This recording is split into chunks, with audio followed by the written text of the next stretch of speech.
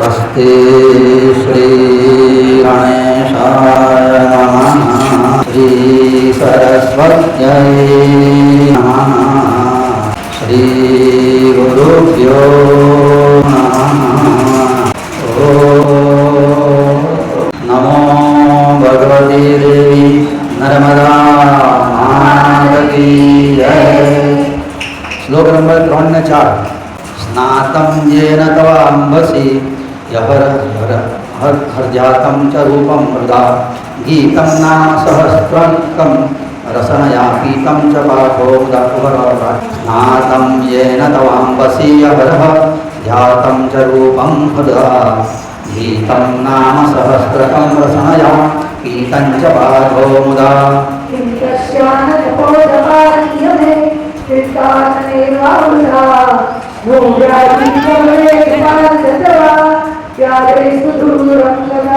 गोपो वेणुगोवरं तव शुभे गाश्चारयन् सैकते नूनं जीवरकोतकोऽपि च वरम् हस्ते हरित्रं ददत्।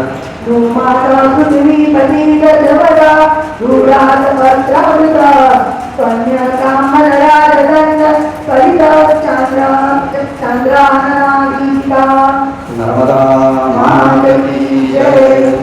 रामायण में नर्मदाजीની સ્તુતિ કરતા તુલસીદાસજી મહારાજે બહુ સુંદર ચોપાઈ લખી છે। ઓ શિવ પ્રિયમેકદમ શૈદ સુતાસી सकल सिद्धि सुख संपत्ति राशि।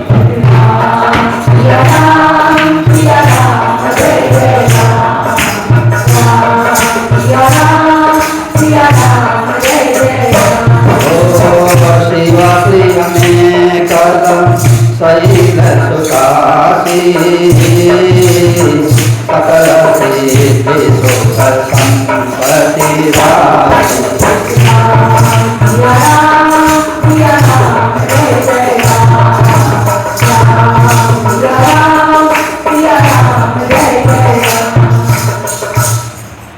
નર્મદાની ઉત્પત્તિની વાત હમણાં આપણે જોઈ ને કે શિવજી મહારાજે વેશપાન કર્યું ત્યાર પછી પોતાના શાંતિ માટે અમરકંટકના મેઘલ શિખર ઉપર બેસીને 87,000 વર્ષ સુધી મહામૃત્યુંજય મંત્રને ઉગ્ર તપશ્ચર્યા કરી।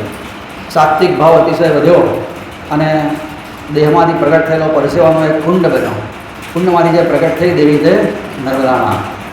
પછી એમણે શિવજીની તપશ્ચર્યા કરી અને શિવજીની આજ્ઞાથી પોતે પ્રવાહ તરીકે જગતનું કલ્યાણ કરવા માટે આજે વહી રહ્યા છે।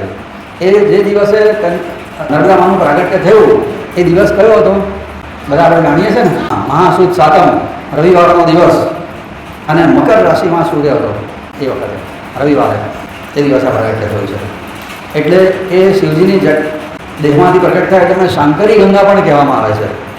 શિવજીના દેહમાંથી પ્રગટ થયા છે એટલે એમને કહેવામાં આવે છે ઇયમ માહેશ્વરી ગંગા મહેશ્વર તદુર્ભવા। શિવજીના દેહમાંથી પ્રગટ થયેલા છે। પ્રોક્તા દક્ષિણ ગંગેથી એ દક્ષિણની ગંગા પણ કહેવાય છે।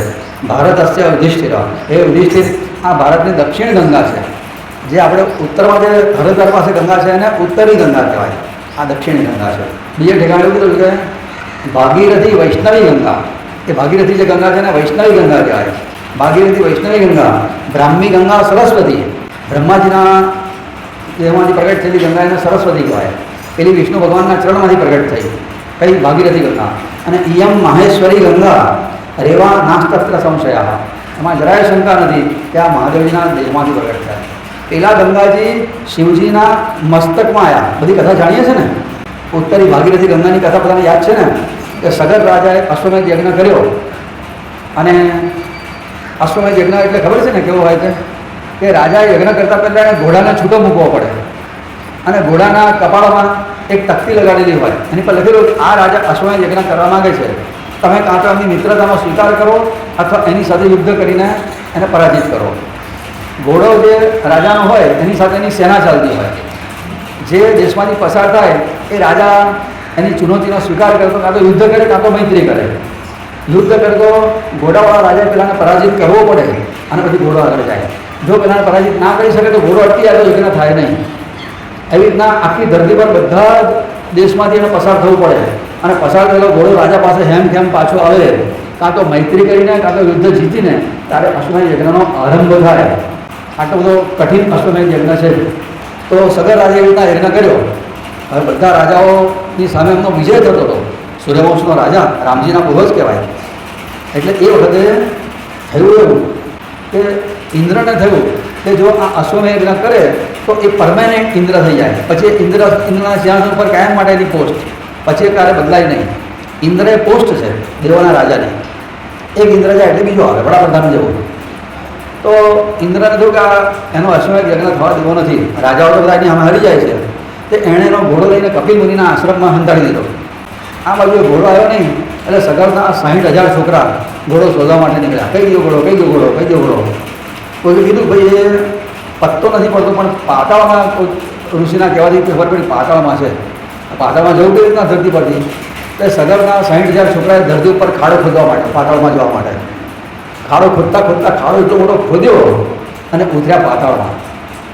એ ખાડો જતે દિવસે પાણીથી ભરાયો એટલે એ ખાડાનું નામ પડ્યું સાગર. સગરના છોકરાઓએ ખોદ્યું એટલે નામ પડ્યું સાગર. આનું નામ છે સમુદ્ર અને દરિયો કહીએ આપણે. અને સગરના છોકરાએ ખોદ્યું સાગર. કપિલ મુનિના આશ્રમમાં ગયો તો ઘોડો ત્યાં હતો. કપિલ મુનિ ધ્યાનમાં બેઠેલા. સગરના છોકરા એવું માન્યું કે આ ઘોડો કપિલ મુનિએ જ ચોરેલો છે.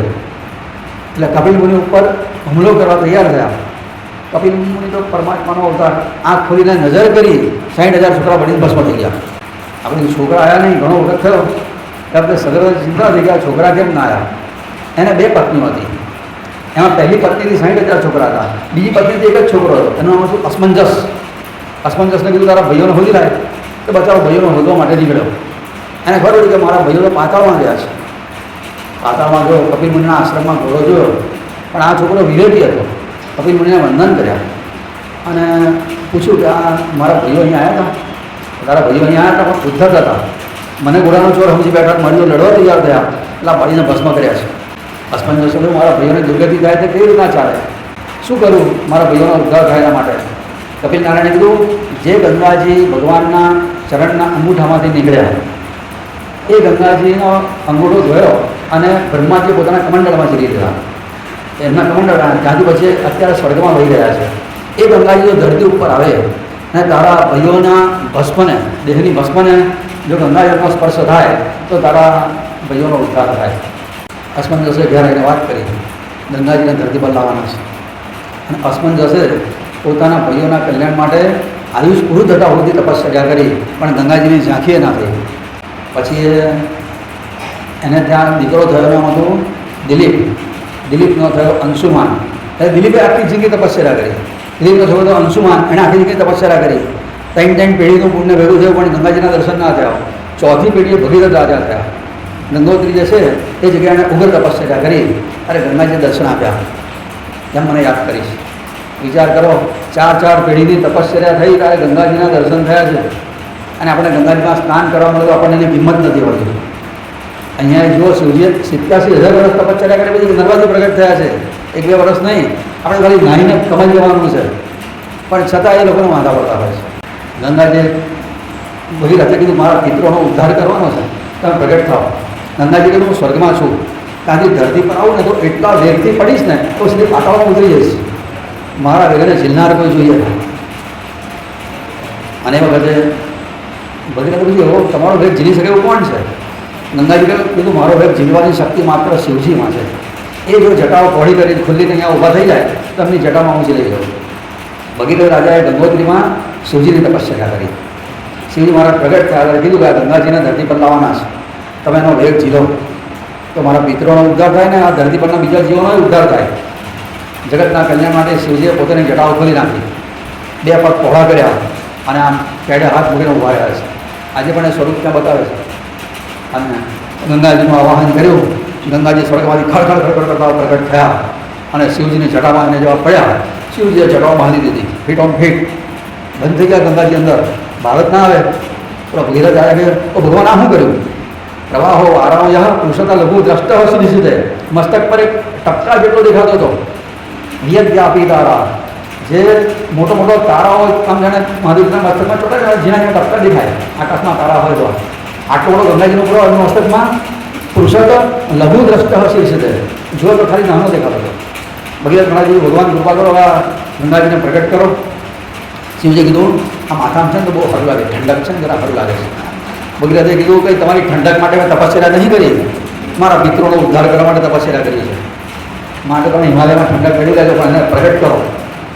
અને ભગીરથની પ્રાર્થનાથી શિવજીએ ખાલી જટાનો એક વાળ છે પોળો કર્યો અને એમાંથી ખળખળ કરતા ગંગાજી નીકળ્યા અને ભગીરથ મહારાજ ગંગા પ્રગટ થયા. ગંગાજી કીધું આગળ તું દોડ ને પાછળ હું આવું, તારે મને જ્યાં લઈ જવું ત્યાં લઈ જા. અને આગળ દોડે ભગીરથ, પાછળ દોડે ગંગાજી. દોડતા દોડતા હરિદ્વાર પાસે આવ્યા. એ વખતે એના 7 ઋષિઓ રહેતા હતા, 17 ઋષિઓ અલગ અલગ આશ્રમમાં. દરેકને થયું ગંગાજી મારા આશ્રમમાંથી યાર મને રોજ ગંગા સ્નાનનું ફળ મળે. સાથે 7 ઋષિઓની ઈચ્છા થઈ મારા આશ્રમમાંથી ગંગાજી વહે તો કેટલું સારું. ગંગાજીને થયું મને આ ઝઘડો થાય તે પસંદ નથી. એ વખતે ગંગાજી પોતાની 7 ધારાઓમાં વિભાજિત થઈ ગયા. દરેક ઋષિના આશ્રમમાંથી કંઈક ધારા પસાર થઈ અને આગળ જતા ફરી પાછો એક પ્રવાસ થઈ ગયો. આજે પણ એને સપ્તસ્રોત તીર્થ કહેવામાં આવે છે. સપ્તર્ષિઓના આશ્રમમાંથી પસાર થયા હતા એ રીતે. પછી આગળ જતા જન્નુ ઋષિના આશ્રમ પાસે જતો હતા. એમના આશ્રમમાંથી ઝૂંપડી બધી જણાઈ ગઈ, છોડ ગંગાજીના પ્રવાહમાં. જન્નુ ઋષિ કહે આ શું હવે ઝૂંપડીઓ કેમ ગણાઈ ગઈ? ગંગાજીનો વિશાળ પ્રવાહ ખડખડ કરતો રહેતો. એમ તો હવે ચાલે કે મને ડિસ્ટર્બ થાય જાય. એક અંજલી ભરીને બધું ગંગાજી પી ગયા. તો ભગીરથ દાદા જો પાછળ બધું સુમસામ કોરું બટ તો કહ્યું મહારાજ આગે તું આ બધું કંપની શેમાં ગયા? મારા મિત્રોનો ઉદ્ધાર કરવાનો છે, પ્રગટ કરો. ગંગાજીને પછી ફરી પાછું જન્નુ ઋષિએ પ્રગટ કર્યું. એનું એક નામ પડ્યું જાહ્નવી. અને પછી ત્યાંથી આગળ જતા પાત્રમાં ગયા અને ગંગાજીનો સ્પર્શ જ્યાં એ ભગીરથના પિત્રોની ભસ્મને થયો. 60,000 દિવ્ય પુરુષ પ્રગટ થયા. 60,000 વિમાન આવ્યા. વિમાનમાં બેસીને બધા ભગવાનના ધામમાં ગયા. વિચાર કરો, મર્યા પછી ભસ્મનો સ્પર્શ થવાથી ગંગાજળના સ્પર્શ થવાથી ઉદ્ધાર થતો હોય તો એ ગંગાજીમાં જીવતા સ્નાન કરીએ તો શું કલ્યાણ ના થાય? માટે ભગવાન બોલાવે ત્યારે પ્રત્યક્ષ સ્નાન કરજો. આજે માનસી સ્નાન કરતાં કરતાં ગંગા. હવે વાત આ એટલા માટે લાંબાળથી કરી કે તમને ખબર પડે કે ગંગાજી ભગવાનના અંગૂઠામાંથી નીકળેલા અને શિવજીના મસ્તકમાંથી પ્રગટ થયા. એક વાળની જટા લટ ખસેડીને એમાંથી નીકળેલા છે. જ્યારે આ નર્મદાજી શિવજીના આખા દેહમાંથી નીકળેલા છે. એટલે એ દ્રષ્ટિએ જો તો કોનો મહિમા વધારે કહેવાય? બરાબર ને? પણ છતાંય ગામનો દેવ પથ્થર બરાબર ને તો હોય. હવે અહીંયા સાંભળીશું પણ અમારે તો અમે અમારી રીતે જ રહેવાના. બાકી આટલે નજીક છે, બહુ મહિમા છે એના શિવજીના. જેને કહે કે એમાં તમે સ્નાન કરો એટલે શિવજીના દેહને સ્પર્શ કર્યાનું ફળ પ્રાપ્ત થાય છે. રુદ્ર દેહા એનું નામ છે, રુદ્ર દેહા નર્મદા. શિવપદ તું દેનાર. એનું પૂજન સ્મરણ કથા સાંભળો તો શિવનું પદની પ્રાપ્તિ કરાવે. અમલ નિર્ધારું. એનું નળ એકદમ જળ એકદમ ચોખ્ખું છે, અમલ બિલકુલ અશુદ્ધિ વગરનું. સદા રટે ઓમકાર અને ઓમકારનો ધ્વનિ સંભળાય છે પાછી જવાના. સ્નાને તાર્યા કંઈ કરે પાને જીવ અનેક દર્શન માત્ર તું કરે પૂર્ણ. એનો અર્થ કે એને દર્શન કરવાના, નાહવાનું. પણ સ્નાન કેવું કરવાનું? વિધિવત સ્નાન કરવાનું. જો વિધિવત સ્નાન ના કરે તો ખાલી નાહ્યા ગણાય. સ્નાન અને નાહ્યામાં ફેર ખબર છે? આપણે ઘરમાં નાહીએ એને શું કહેવાય? નાહ્યા. અને તીર્થમાં તમે વિધિવત નાહો તો એને શું કહેવાય? સ્નાન કર્યું કહેવાય. એનો વિધિ બતાવેલો છે. કોઈ પણ તીર્થમાં જાઓ, ગંગાજી હોય, યમુનાજી હોય, નર્મદાજી હોય, ગમે ત્યાં સ્નાન કરતાં પહેલાં માતા પિતાને યાદ કરીને મનથી વંદન કરવા પડે. આ શરીર માતા પિતાનું ઋણી છે. એમના આશીર્વાદથી આ શરીર પ્રગટ થયું છે. માટે એમના આશીર્વાદ પછી જ સ્નાનનો અધિકાર પ્રાપ્ત થાય. એટલે પ્રત્યક્ષ હોય તો પ્રત્યક્ષ, ના હોય તો મનથી યાદ કરવાના. પહેલાં માના ચરણમાં, પછી પિતાજીના ચરણમાં વંદન કરવાના. વંદન કર્યા પછીથી તીર્થદેવને સાષ્ટાંગ દંડવત પ્રણામ કરવાના. ડોંગરજી મહારાજ નર્મદાજીમાં સ્નાન કરતાં પહેલાં સાષ્ટાંગ દંડવત પ્રણામ કરતા હતા. નજરે જોયેલું છે. એ કોઈ પહેલું પાણી નથી, સાક્ષાત દેવી છે. અને પરિક્રમાવાસીઓને કેટલાયને નર્મદાજીએ પ્રત્યક્ષ દર્શન આપેલાના કેટલાયને હું ઓળખું છું. પ્રત્યક્ષ દર્શન આપ્યા ભગવાને હું ઓળખું છું. માટે જરાય અતિશયોક્તિ નથી. અધિકાર હોય તો દર્શન થાય છે. ભલે આપણો અધિકાર નથી પણ ભાવ તો રાખી શકે છે ને આપણે. એ ભાવ તો એમને બહેનોથી સાષ્ટાંગ પ્રણામ ના થાય તો કમસે કમ પંચાંગ પ્રણામ તો થાય. 2 હાથ જોડીને આંખો બંધ કરી માથું તો નમાવે કે નહીં? ઘૂંટણ ટેકીને તો વંદન થાય, એટલું તો કરવાનું. વંદન કર્યા પછીથી જે જળ હોય એને માથે પહેલાં ચડાવવાનું, આંખે કાને મસ્તકે. પછીથી માતાજીને પ્રાર્થના કરે કે માં આ તારી કૃપાથી તારા જળમાં સ્નાનનો સૂર્ય લાવ્યો છે. નર્મદા માં છે ને મગર ઉપર સવારી છે. મગર એ મમતાનું પ્રતીક છે. એટલે શું એમણે મમતાને પોતે જીતેલી છે. એટલે નર્મદામાની કૃપા થાય તો સંસાર પ્રત્યેની મમતા ધીમે ધીમે ઓછી થાય. આ સંસારની મમતા બહુ પજવે છે. એટલે સુંદરકાંડમાં કીધું ને, જનની જનક બંધુ સુત તારા તનુ ધનુ ભવન સુરત પરિવારા સબકી મમતા તાક બટોરી. આ બધાની મમતા ખેંચીને મારા ચરણે બાંધી દે. મમ પદ મનહી બાંધી વળી ડોરી સમદર્શી ઈચ્છા કશું નહીં હર્ષ શોક નહીં મન માહી અસ સજ્જનમાં ઉર્વસ એસે લોભી હૃદય વસઈ ધરું જૈસે. આવા સજ્જનો મારા હૈયામાં વાસ આપું છું એમને. લોભિયાના હૈયામાં જેવો પૈસો હોય, ભગવાન કહે છે એવા સજ્જનો. કયા સજ્જનો? સબકી મમતા તાક પટોરી કરનારાને મારા હૈયામાં વાસ આપું છું. આપણે ભગવાનના હૈયામાં વાસ કરવો હોય તો નર્મદામાની કૃપા જોઈશે જ. ના હું નર્મદામાં કૃપા નહીં કરે ત્યાં સુધી સંસારની મમતા તાક બટોરી નહીં થાય. મમતાને જીતવી બહુ ભયંકર અઘરી છે, જન્મો જન્મની વળગેલી છે.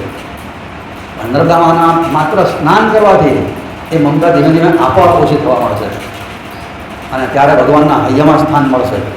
વિભીષણને બધી મમતા તાક બટોરી કરીને આવ્યા ભગવાનના શરણે, ભગવાને અપનાવી લીધા. એટલે ભગવાન બોલ્યા છે, તુમ સારી ગયો સંત પ્રિય મોરે ધરમ દેહ નહીં આન નહીં હોરે. તારા માટે હું જન્મ લઉં છું, રાવણને મારવા માટે નહીં, વિભીષણનો ઉદ્ધાર કરવા માટે આવ્યો છું. રાવણને મારો શું મોટી વાત હતી રામના માટે. તુમ સારી ગયો સંત પ્રિય મોરે. રામજીએ વિભીષણને સંતની પદવી આપી. ક્યારે આપી? સબકી મમતા તાક બટોરી કરી થાય. રાજમહેલ છોડ્યો, પત્નીઓ છોડી, પોતાની દીકરીઓ છોડી, જે કંઈ કુટુંબના સભ્યો હશે બધા છોડ્યા. ભવિષ્યનો લંકાનો રાજગાદીનો ઉત્તરાધિકારી હતો રાવણ પછીનો, એ પણ છોડ્યું. અને ત્યારે ભગવાને એને કીધું, તુમ સારી કે સંત પ્રિય મોરે. ભગવાનના હૈયામાં આપણો વાસ થાય ઈચ્છા તો નર્મદામાને વંદન કરીને, માં તું કૃપા કરજે, મારી સંસારની મમતા અને મોહ ઓછો થાય. અને પછી પહેલો જમણો ચરણ અંદર મુકાય, ડાબો ચરણ નહીં તો સ્નાનનું ફળ બધું જતું રહે. પછીથી જે દિશામાંથી પ્રવાહ આવતો હોય અથવા પૂર્વ દિશા તરફ મુખ રાખીને ઓછામાં ઓછી 3 ડૂબકી મારવી પડે. આવું લખ્યું છે. શાસ્ત્ર તો લખે છે કે છાતીપૂર પાણીમાં જવું, વત્તા તો મગરોની બીકે કોઈ ના જાય. કેડપૂર નહીં તો છેલ્લે ઘૂંટણપૂર તો જઈએ, આટલું જવું પડે. અને સ્નાન કર્યા પછીથી સ્નાન કરતી વખતે ભગવાનનું સ્મરણ કરવાનું. એવું કહેવાય છે તમે ઘરમાં બેસીને જે પણ કંઈ ભક્તિ કરો ને એનું 1 ગણું ફળ મળે. પણ એ જ ભક્તિ તમે અહીંયા પવિત્ર મંદિરમાં આવીને કરો તો એનું 10 ગણું ફળ મળે. પણ પવિત્ર જળમાં બેસીને કરો તો 1000 ગણું ફળ મળે. આવું લખ્યું છે. અને એમાં ગ્રહણ હોય, વ્યતિપાત હોય, અમાવાસ્યા હોય, પછીથી વૈદ્રત વ્યતિપાત આ બધા દિવસ હોય ને ત્યારે જો જળમાં બેસીને તમે સ્નાન કરો તો એ સિદ્ધ થઈ જાય, પુરસ્ચરણનું ફળ મળી જાય વખતે. આવું લખેલું છે. તમે 1 દત્તપાવની કરો, તમને દત્તપાવના પુરસ્ચરણનું ફળ મળે. તમે એક માળા કરો, જે મંત્રની માળા કરો એનું પુરસ્ચરણનું ફળ મળી જાય. પાણીમાં બેસીને કરવાનું. ગ્રહણના સમયે, ગ્રહણનો વેદ લાગે ત્યારે નહીં, એનો સ્પર્શ થાય અને મુક્તિ થાય, બહુ ઓછો સમય હોય છે, એ ટાઈમે આ કરી લેવાનો ખાસ, તો પુરસ્ચરણનું ફળ મળી જાય. એમાં સ્નાન કરતી વખતે અને એમાં આજકાલ છે ને લોકો છે ત્યાં બધું ગમે તેવું પધરાઈ આવે છે, ઘરના બધા ફૂલ હોવું ત્યાં પધરાઈ જાય છે. આવું બધું નહીં કરવાનું. એ સાક્ષાત માં છે. અને આપણે ધરતી ઉપર સવારે પગ મૂકતી વખતે પહેલાં શું કરીએ? પથારીમાં બેસીને સમુદ્ર વસને દેવી પર્વત શસ્ત્ર મંડિતે વિષ્ણુ પત્ની નમસ્તુભ્યમ પાદ સ્પર્શમ ક્ષમસ્વ. હું તારા ધરતી માં તારી ઉપર પગ મૂકું છું, મારા અપરાધની ક્ષમા કરજે. પાદ સ્પર્શમ ક્ષમસ્વ મેં, મારા અપરાધની ક્ષમા કરજે. તો નર્મદા મને પણ આ કહેવાય, માં સ્નાન કરાવે છે પણ આ ચરણથી સ્પર્શ કર્યા છે, આ છૂટતો નથી, મારા અપરાધની ક્ષમા કરજે. આવું કહીને પછી ચરણ અંદર મૂકવાનું. એક બાજુ પ્રાર્થના કરવાની અને બીજી બાજુ ક્ષમા માગવાની, પછી સ્નાન કરવા જવાનું. હવે તમે આવી રીતના એને માં કહેતા હોય, પછી ત્યાં ફોટા નાખ્યા હોય છે કેટલાક લોકો ગમે તેવા, અને પાણી ઉતરી જાય તો લોકોના પગ પડે. ફૂલ હોવું નાખ્યાવાના, તો ઊંડું કચરો ના નખાય. કોઈને થાય એનો નિકાલ કેવી રીતના કરવાનો? આ પ્રશ્ન થવો જોઈએ ને. તો એના નિકાલ માટે ઘરમાં એક બાલદી હોય ને એમાં પાણી ભરવાનું, એમાં ફોટાનું વિસર્જન કરી દેવાનું. બાપજી તો પોતે એ જમાના નર્મદાજીમાં પધરાવતા હતા ફોટા હોય તો, પણ ચારે બાજુ કાપી નાખે, ખાલી ભગવાનનો ફોટો હોય ને એટલો જ ભાગ પધરાવવાનો, બીજો બધો નહીં. આવી રીતના આજે લોકો ફ્રેમ હાથે જ આખા ફોટા પધરાવી દે છે. આવું ચાલતું હશે બધું? તૂટલી મૂર્તિઓ, ફાટલા ફોટા અને આ બધું ફૂલો બધા પધરાવે તો ના ચાલે. એ કંઈ કચરો નાખવા માટેની જગ્યા નથી. સાક્ષાત માં છે. જેવો ભાવ રાખીએ ને એવું ફળ મળે છે. એટલે 3, 5, 7 ડૂબકી મારવી અને સમય હોય ને એટલી ભક્તિ કરી લેવી. કંઈ બેઠીને જળમાં બેસીને કરેલી ભક્તિ 1000 ગણું ફળ આપશે. અને જો વખતે આવો કોઈ પવિત્ર દિવસ હશે ને તો 1,00,000 ગણું ફળ મળી જશે. અને ગ્રહણ હશે તો પુરસ્ચરણનું ફળ મળી જશે. અવગણીમાં છે. પણ આજકાલ લોકોને છે ને થઈ જાય છે, પણ નાહવાનો લોકોને કંટાળો હોય, ખબર નહીં પડતી કોણ જાણે. પછી જાત જાતના બહાના કાઢશે. બાપજીએ જવાનો નિયમ બનાવેલો, પ્રથમ સ્નાન પછી દર્શન. પણ આજે કોઈ એને નિયમ પાળતા નથી. ગંગરી મહારાજ કદાચ કોઈ તીર્થમાં જાય અને સ્નાન કર્યા વગર પાછો આવે તો એને તીર્થદેવનો શ્રાપ લાગે છે. નાહવાની તૈયારી આમ તો જવું જ નહીં. કેટલાક કહે છે પાણી બહુ ઠંડુ છે, તો તારા માટે કંઈ ગરમ કરે તરફદાને? ઠંડુ છે જ ના આવે શું છે? આજે વિજ્ઞાને કીધેલું છે કે જે વહેતા પાણી ઉપર સૂર્યચંદ્રના કિરણો પડે છે એ પાણી મેડિકેટેડ વોટર થઈ જાય છે અને શરીરના અનેક પરમાણુઓ રોગના પરમાણુને મારવાની એમાં શક્તિ હોય છે. બાપજી કે એમને એમાં નિયમ નહોતો બનાવ્યો. એમને બીમારી આવે ને તો ખાસ નર્મદા જળનું સેવન કરતા હતા. એક પત્રમાં તમને વાંચીને બતાવું કે બાપજીએ કેમ આ વાત કીધેલી છે. મારા ઘરથી નથી એટલે તમને કહી દઉં. તો તમને લાગે કે જે કરે છે પણ એકદમ સત્ય વાત તમને કહેવાની છે એટલે મળી જાય તો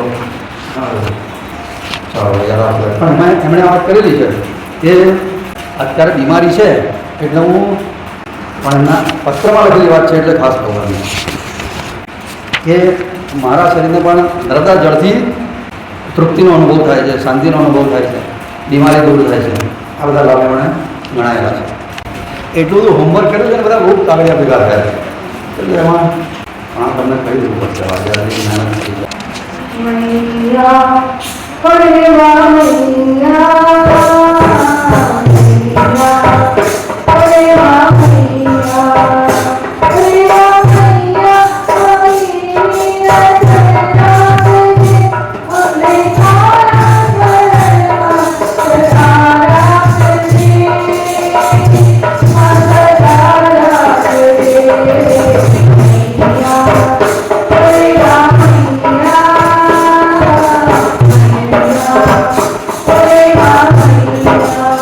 બાપજીની પરિક્રમા દરમિયાન વાત જોઈ લઈશું. કારણ કે મેં ચોખ્ખું જુદું લખ્યું છે પણ મને યાદ છે. જ્યારે નામ અલંકાર ના આવે બાકી એક જ મિનિટમાં મળી જાય બરાબર. પણ ટૂંકમાં એ બાપજી પોતે નર્મદાજીના આગ્રહી હતા.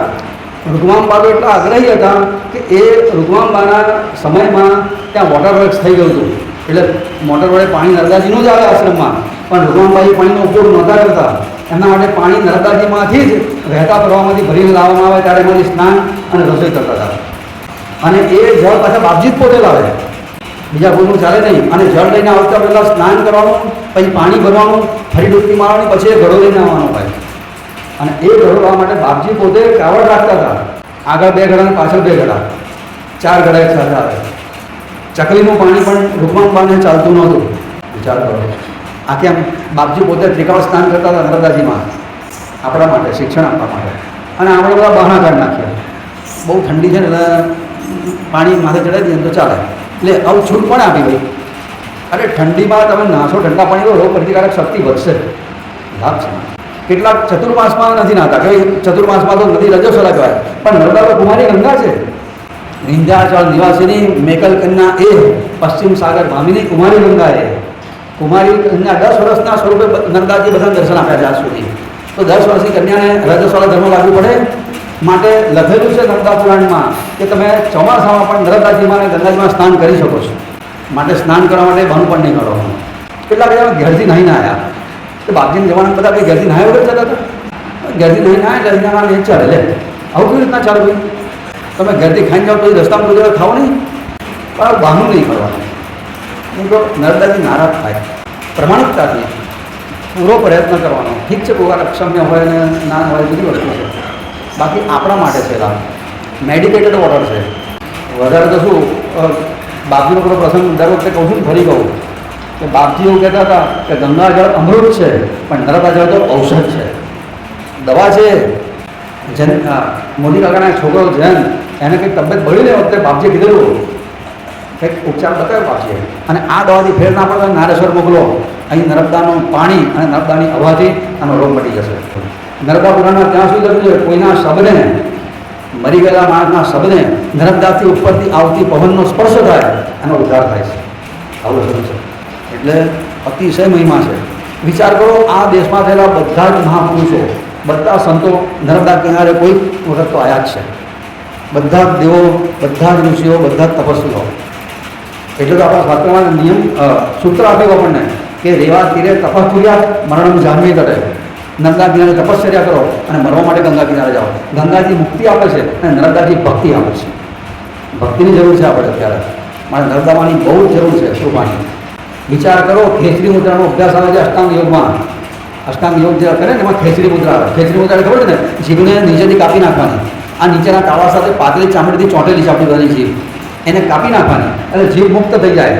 મુક્ત થાય તો પછી એને બહાર કાઢો ને તો અહીં સુધી આવે કાં તો અહીં સુધી જાય. એટલી લાંબી છે આપણા બધા જીભડીઓ. એ તો ચોંટેલી છે એટલે જરા ફીટમ ફીટ છે એટલે સહેજ બહાર આવે છે, ગમે એટલી જોર કરીએ તો એ તો આટલી લાંબી થાય. યોગીઓ એ જીભને ઊંધી કરે, પેટમાં ઉતારે અને અંદર હલાવીને કરીને બહાર કાઢે છે. પછી બધું યોગમાં બધું આગળ બધું કરવાનું હોય જે પડે. પણ એને ખેચરી મુદ્રાના અભ્યાસ માટે ધરતી ઉપર નર્મદા કિનારા સિવાય બીજી કોઈ જગ્યાનું વાતાવરણ માફક નથી. એટલે સ્વામી મહારાજનો મુકામ જ્યારે બ્રહ્માવર્તમાં હતો ગંગા કિનારે, અને વખતે પોતાના 3 શિષ્યોને ખેચરી મુદ્રાનો અભ્યાસનો વખત આવ્યો ત્યારે સ્વામી મહારાજે કીધું તમે નર્મદા કિનારે જાઓ, ત્યાં ખેચરી મુદ્રાનો અભ્યાસ ત્યાં જ સફળ થશે. ભલે ગંગા કિનારો ગમે એટલો પવિત્ર ગણાતો હોય, અને ખેચરી મુદ્રાનો અભ્યાસ સફળ કરવો હોય તો નર્મદાનું વાતાવરણ, નર્મદા જળ તમને મટાડશે. તમને ગમે તે થાય, રક્તસ્રાવ વધારે થાય તો પણ નર્મદા કિનારો છોડશો નહીં. એ નર્મદા માં તમને બચાવશે. અને 3 શિષ્યો હતા, નાડા મહારાજ, અપ્પા અને અಣ್ಣા. એમાં અપ્પા અને અಣ್ಣા 2 જણા ધીરજ ગુમાવી બેઠા, નર્મદા કિનારો છોડ્યો, વગર મોતે મર્યા. નાડા મહારાજ ટકી ગયા, નિહાલ થઈ ગયા. આટલો બધો નર્મદા કિનારાનો મહિમા છે. વધારે તો શું તમે ત્યાં જઈને રહો ને, હું લેખિતમાં આપવા તૈયાર છું કે તમારું આયુષ પણ વધે, તંદુરસ્તી પણ વધે, ગેરંટી આપે. જોજો ત્યાં નહાયા પછી કેવી ભૂખ ઉગડે છે. ઘરમાં ભૂખ ના લાગતી હોય ને તો નહીં આવવાનું. પછી જોજો ભજીયા હું તેના મીઠા લાગશે. હા, આવા ઘેર નથી થતા. કેટલાક લોકો આવા ઘેર નથી થતા. હવે ઘેરાથી વધારે આવે પણ ઘેર એવી ભૂખ નથી લાગતી એવી ત્યાં લાગે એવી, એટલે તેના ભજીયા મીઠા લાગે. બાપજી કહેતા હતા નર્મદા જળ એ ઔષધ છે. અને આ જ્યારે બાપજી આ વાક્ય બોલ્યા ને ત્યારે જેને સાંભળ્યું ત્યાં આગળ એક ગૃહસ્થ હતા, એના છોકરાને દાહનો રોગ હતો. બધા જાણો છો પ્રસંગ? હા, જો ત્યાં દાહનો રોગ હતો, કેટલી બધી આયુર્વેદિક ને એલોપેથિક ને હોમિયોપેથિક ને નેચરોપેથિક ને બધી વૈદ્યો કરી નાખી, પણ કંઈ ફેર નહોતો પડતો. દવા કરેલો ટાઈમ આવ્યો. એ ભાઈ શ્રીમંત હતા, એમણે આ વાત સાંભળી અને નક્કી કર્યું કે મારા દીકરાને હવે નર્મદાના દવા તરીકે ટ્રીટમેન્ટ કરીએ. ત્યાંથી કારબા ભરી ભરીને ઘેર લઈ જાય. એ નર્મદા જળથી એનું સ્નાન થાય, એ નર્મદા જળમાંથી એની ચા બને, એ નર્મદા જળમાંથી એની રસોઈ બને. બધું જ એના માટેનું પાણી એ નર્મદા જળનો જ ઉપયોગ કરતા હતા. જે કેટલા વર્ષોથી રોગ મટતો નહોતો, કેટલો ખર્ચો કર્યા પછી રોગ નહોતો મટ્યો, એ રોગ એનો ખાલી 10-15 દિવસમાં મૂળમાંથી મટી ગયો. ઔષધ છે. નર્મદાનંદજીની વાત હવે કાલે શરૂ કરી, આજે નથી કરી. પણ નર્મદાનંદજી ઉછારીના સંત, એમણે પોતે બાપજીની આગળ નર્મદા પરિક્રમા શરૂ કરેલી ને ત્યારે એમને શરૂઆતમાં બંને પગે ખરજવું હતું અને કેટલી દવાઓ કરવાથી મટ્યું નહોતું. પણ બાપજીની આજ્ઞાથી એટલે નર્મદા હર કરીને નીકળી પડ્યા અને 10 કે 12 દિવસમાં ખરજવું મૂળમાંથી મટી ગયું. ફરી કોઈ દિવસ થયું નથી. આટલી બધી શક્તિ છે એમાં. લાલજી મહારાજને પણ એવી તકલીફ હતી, એમને પણ મટી ગયું હતું. એટલે એમને એમ કહીને કહ્યું માં નથી કહેતા, માહેશ્વરી કથા છે. નર્મદા પુરાણની કથા સાંભળતા પહેલાં છે ને એક બહુ અઘરી શરત મૂકેલી છે કે નર્મદા પુરાણનો 16 આનું ફળ તમારે જોઈતું હોય તો તમારે રોજે નર્મદા સ્નાન કરીને પછી જ સાંભળવું. આપણે રોજે સ્નાન કરવું પડશે નર્મદામાં. અને જેટલા દિવસ આપણે નર્મદા પુરાણ છે એટલા દિવસ તમને બધા નવું ફળ જાય છે. એટલે હવે એનો ઉપાય શું કરીશું આપણે? એનું સુવાની ફળ તો બધાને જોઈએ જ છે, મારે જોઈએ છે. ભાઈ તમને બધા આપણે કોઈને ફળ ના જોયું છે જ નહીં. તો એના માટેનો સ્નાન માટેનો અને કીધું છે કે 15 ડૂબકી મારવી પડે છે એમાં, આવું લખ્યું છે. એટલે આ પ્રશ્ન બધા માટે ગંભીર છે. એનું સોલ્યુશન બહુ સરળ છે. હા, તમને બધાને અહીંયા સ્નાનની વ્યવસ્થા કરી દઈશું. તમારી જગ્યા જ કહી રહેજો, કપડાં ભીના નહીં થાય. અને 15 ડોલથી તમને સ્નાન કરવામાં આવશે. કેટલી ડોલથી? 15 ડોલ વડે. અને રોજે કરવામાં આવશે. જેટલા દિવસ આપણે ચાલે દિવસ અહીં બેઠા બેઠા. વાત એવી છે કે નર્મદાજીના 15 નામ છે અને 15 નામ મોટેથી બોલે માણસ, દરેક એક નામે એક ડૂબકી મારેનું ફળ મળે છે. તો 15 નામ તમે બોલો એટલે 15 વખત નર્મદાજીના સ્નાનનું ફળ પ્રાપ્ત. બરાબર? એટલે ગભરાઈ નથી થતા. હા, તમને કહે કે આટલી લક્ઝરી બસની વ્યવસ્થા કરશે, લઈ જશે કે હું, પણ અહીંયા બેઠા બેઠા સ્નાન થશે. આવું લખ્યું છે અહીંયા કે આ 15 વખત નામ માણસ મોટેથી બોલે અને નર્મદા સ્નાનનું ફળ પ્રાપ્ત થાય છે. અરે બોલાવવાનું છે બધાની પાસે. ચાલો બધા તૈયાર? એનું એ છે ને એ ત્રિકૂટ પર્વત ઉપર એ જે જ્યાંથી નીકળે છે ને એ જગ્યાએ 3 પર્વતો છે. હવે શું ને કયો? એક અમરકંટક, સાતપુરા અને મેકલ, બરાબર. એટલે એને કહેવાય ત્રિકૂટ, એટલે ત્રિકૂટા એનું એક નામ છે ત્રિકૂટા. કૂટ એટલે શિખર, ત્રિકૂટા એનું પહેલું નામ. તો આપણે એ 15 નામમાં મહિમા બી સમજતા જઈએ અને બોલતા પણ જઈએ. હું તો હમતું બોલાવી દઉં તો ચાલશે. જો પહેલું નામ આવ્યું કયું ત્રિકૂટા, બરાબર. પણ આપણે બોલતી વખતે કેવી રીતના બોલીશું? મા તો શ્રી ત્રિકૂટે આવું બોલવાનું. આપણે ત્રિકૂટા હોય પણ બોલાવી શું કહેવાય? ત્રિકૂટે. આમ નામ શું છે? નર્મદા. પણ આપણે શું બોલીએ? નર્મદે હર બોલીએ. નામ છે સીતા તો શું બોલીએ? સીતે. બોલાવા, કોઈને બોલાવો તો કાનો નીકળી જાય ને માત્ર ઉપર ચડી જાય ને. રાધાને શું કહેવાય? રાધે. સીતાને શું કહેવાય? સીતે. નર્મદાને શું કહેવાય? નર્મદે. તો ત્રિકૂટાને શું કહેવાય? ત્રિકૂટે. બરાબર. મા તો શ્રી ત્રિકૂટે આવું બોલવામાં આવશે. બીજું નામ છે મહતી.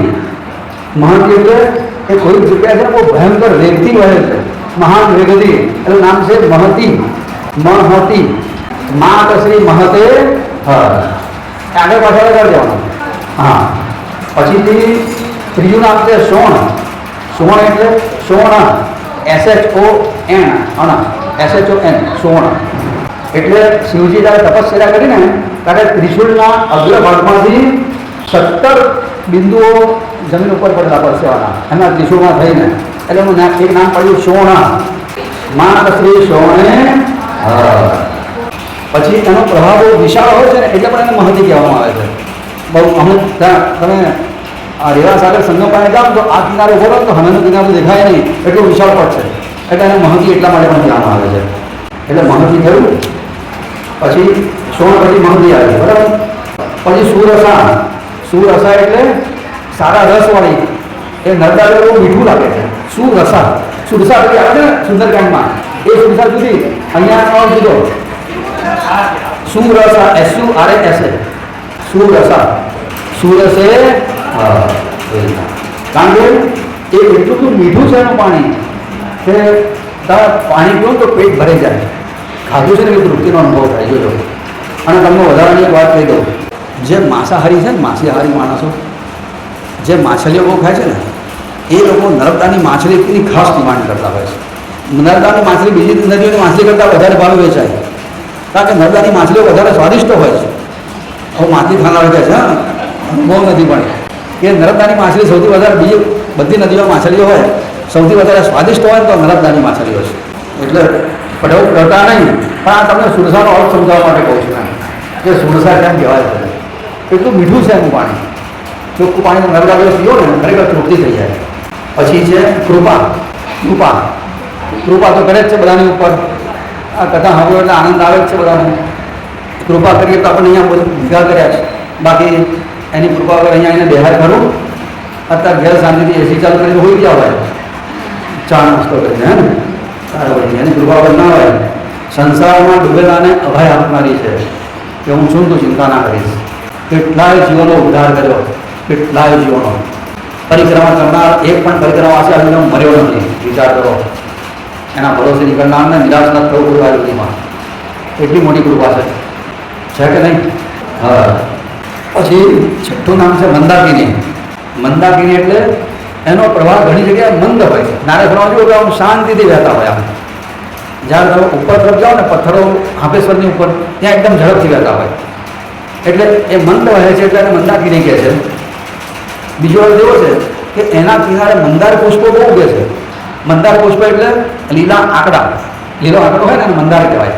એના નર્મદા કિનારે બહુ મંદાર પુષ્પો ઉગે છે એટલે એને મંદાકિની પણ કહેવામાં આવે છે. માતશ્રી મંદાકિને. હા, માત્ર લગાડી દેવાનો. બોલાવો, આપણે એને બોલાવીએ. હર એટલે શું કહીએ છીએ આપણે એને? આવો. આપણે કોઈને બોલાવીએ ને એ અર્થમાં છે. બાપજીમાં છે ને એકવાર સિંહોના આપણે દિવાળના ભાઠા મોટા હતો. હા, લીલા આંકડાને લીધે વાત યાદ આવે છે. તો એટલે છે ને નદી કિનારે લીલા આંકડાનું ઝાડ હશે. બાપજી કે આ આકડિયા દેવ છે. તમે બધાની કિંમત સમજો. આ સાક્ષાત આકડિયા દેવ છે અને તમે જે બાધા રાખો તો બાધા તમારી પૂરી થાય છે. બાપજી કીધું અને તમે જે બાધા રાખો બાધા તમારી પૂરી થાય. બાપ જે કીધું એટલે બધા માને તો ખરા જ. આપણે ગુજરાતીઓ બધા કેવા પણ માની તરફ જાય પણ પરીક્ષા બહુ ના કરે. હા થયું એટલે માની લેવાનું બાધા રાખો ફળે છે. બાકી જો મારે મેં મારી બાધા રાખેલી કે મારે કાલે પેટ સાફ કરશે ને તને આ ફૂલ ચડાવીશ, મારે આ દિવસે ફૂલ ચડાવી ગયા અને લોકોએ બાધા રાખવા માંડી અને કામ થાય એટલે લોકો એની પર ફૂલ ચડાવે, કોઈ દૂધ ચડાવે, કોઈ પાણી ચડાવે, કોઈ પૂજા ફૂલ ચડાવે, કોઈ આરતી કરે, કોઈ દીવા કરે, બધું કાચનું થઈ ગયું બધું. એક પટેલ હતો એ આ માને નહીં. તમે હું આને કે દેવ કહેવાય ગમે તે જગ્યાએ આ કિનારે કેટલા બધા આંકડા ઉભે છે અહીંયા આને બધા ભગવાન કેવી રીતના માનવાના કહે હું માનતો નથી. બાપજી કે હા ત્યારે કોઈ નાસ્તિકને છે ને આસ્તિક કરવા પ્રયત્ન કરવો નહીં. બાપજી પાસે આ શીખવા જેવું છે. બાપજી કશું જ ના બોલ્યા, કઈ વાંધો નહીં. આપણા જેવા હોય તો અરે હું તને સમજાવી પડે બાપજી કીધું છે અને જો આપણે બાજી પડીએ લડી પડીએ. જ્યારે કોઈ દિવસ નાસ્તિકને મનાવવાનો પ્રયત્ન ના કરશો, આ ખાસ તમને કહું. નહીં તો લોકો પાસે એટલા પાવરફુલ આર્ગ્યુમેન્ટ હોય છે ને એ તો આસ્તિક નહીં થાય પણ તમને નાસ્તિક બનાવી દેશે. અને ભગવાન છે એની ફેવરમાં લાખો આર્ગ્યુમેન્ટ છે, ભગવાન નથી એની ફેવરમાં પણ લાખો આર્ગ્યુમેન્ટ છે. અને અધ્યાત્મ એ શ્રદ્ધાનો વિષય છે, એમાં બુદ્ધિ બિલકુલ કામ લાગતી નથી. માથું મૂકીને જ ચાલવાનું, ભગવાનના જરા માથું ઝુકાવવાનું શું બુદ્ધિને તાળું મારી દેવાનું અને પછી ભગવાનની ભક્તિ કરવાની. જો બુદ્ધિ વચ્ચે આવી ને તો ભગવાન હાથમાં નહીં આવે, ભગવાનની કૃપાનો અનુભવ જ નહીં થાય. એ કેટલા દયાળુ છે ખબર જ નહીં પડે. માટે બુદ્ધિને તાળું મારવાનું, મસ્તક ઝુકાવવાનો અર્થ આ થાય છે કે બુદ્ધિ છે જ નહીં મારામાં, એ ભાવથી એની ભક્તિ કરવાની. બુદ્ધિશાળી માણસોને ભગવાન મળ્યા નથી. બાપજી બુદ્ધિમાન હતા પણ ભક્તિમાં બુદ્ધિને વચ્ચે આવવા દીધી નથી જરાય. સ્વામી મહારાજ જેવા બુદ્ધિમાન કોણ હોય પણ બુદ્ધિ વચ્ચે આવવા નહોતા દેતા છે. અમે ધોણાને ઘેરા આવું ઘરે ભક્તિ કરવાની. ગંગરેવાળા કહેતા હતા કે ભગવાનને પંડિતોની પંડિતાઈ કરતા, ભગવાનને પંડિતોની પંડિતાઈ કરતા પોતાના ભક્તોનું ગાન પણ વધારે વાળો છે. ગાળા થઈ જવાનું, મીરાબાઈ ધોણી થઈ ગઈ, નરસિંહ મહેતા ગાળો ગયો, તુકારામ મહારાજ ગાળા રહ્યા હતા તેને મળ્યા. બુદ્ધિશાળી થવા ગયા તો પછડાયા, આત્માના આવે. એ પટેલ માને નહીં આ બાપજીની વાત. તમે હું બાપજી આંકડા અને આને આંકડિયા દેવ કહો છો પાડવાની બધા લોકો પૂજા કરવા માંડ્યા, અગરબત્તી કરે છે, દીવા કરે છે, પૂજા કરે. બાપજીએ પ્રયત્ન ના કરે મનાવવાનો. એમાં થોડા લોકો એવું થયું કે પટેલના ઘરનું એક નવું તપેલું ખરીદેલું હતું, કંઈક ગુમ થઈ ગયું, મળતું નહોતું. એના ગામના લોકો કીધું પટેલ તું બાપજીનું ભલે ના માનતો પણ તું બાધા રાખીને ટેસ્ટિંગ તો કર કે બાપજીને આ વાત સાચી છે ખોટી છે. બાપજીએ કીધું છે કે તું જો તારું તપેલું મળી જાય તો આંકડિયા દેવને તું કાલે આહાર ભૂલ ચડી અને પ્રસાદ ધરાઈને આરતી બાજી કરી આવજે. પટેલે કહો મને બાધા રાખી. હા ભાઈ આપણે અત્યારે બાધા રાખી હે આંકડિયા દેવ કાલે તપેલું મળી જાય તો આ નારિયેળ ચડાવી જાય કામ તું બાધા રાખી. મેં કોણ જાણે હું તો હું તપેલું ઘરમાંથી મળી ગયું અને પછી એને બાધા પડી હું કઈ બાજુ આંકડિયા દેવને પ્રદક્ષિણા કરતો થઈ ગયો પછી તો. પણ પછી કોણ જાણે કોઈ બાપજી ગયા એ ગામના લોકોએ બહુ પછી ધ્યાન નહીં આપ્યું અને આંકડો હું પછી કોણ જાણે શું થઈ ગયું ખબર નહીં, નાશ પામી છે.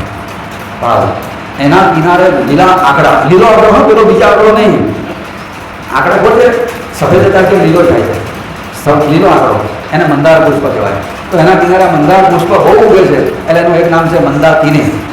પછી મહાનવા, મહાનવા એટલે મહાન અર્ણવ, અર્ણવ એટલે સમુદ્ર, એ સમુદ્રને મળી જાય છે એટલે એનું એક નામ છે મહાનવા. અને દરિયા મહાનવા, મહા મને કાનો મા, હને કાનો હ, અણ ફેણનો અણને ઉપર અર્ધચંદ્રાકાર લકાર અને વને કાનો વા, મહાનવા. અર્ણવ, અર્ણવ શબ્દ તો ખબર છે ને, અર્ણવ એટલે સમુદ્ર અને આ મહાસમુદ્ર સમાન છે. તમે ભરૂચની આગળ જાઓ રેવડી સંગમ વિમલેશ્વર પાસે ત્યાં નર્મદાને જુઓ તો દરિયો છે કે નર્મદા છે ખબર ના પડે, સાક્ષાત સમુદ્ર જેવું લાગે. એટલે નામ બોલીને મહાનવા. આપણે શું બોલીશું? માતશ્રી મહાનવે.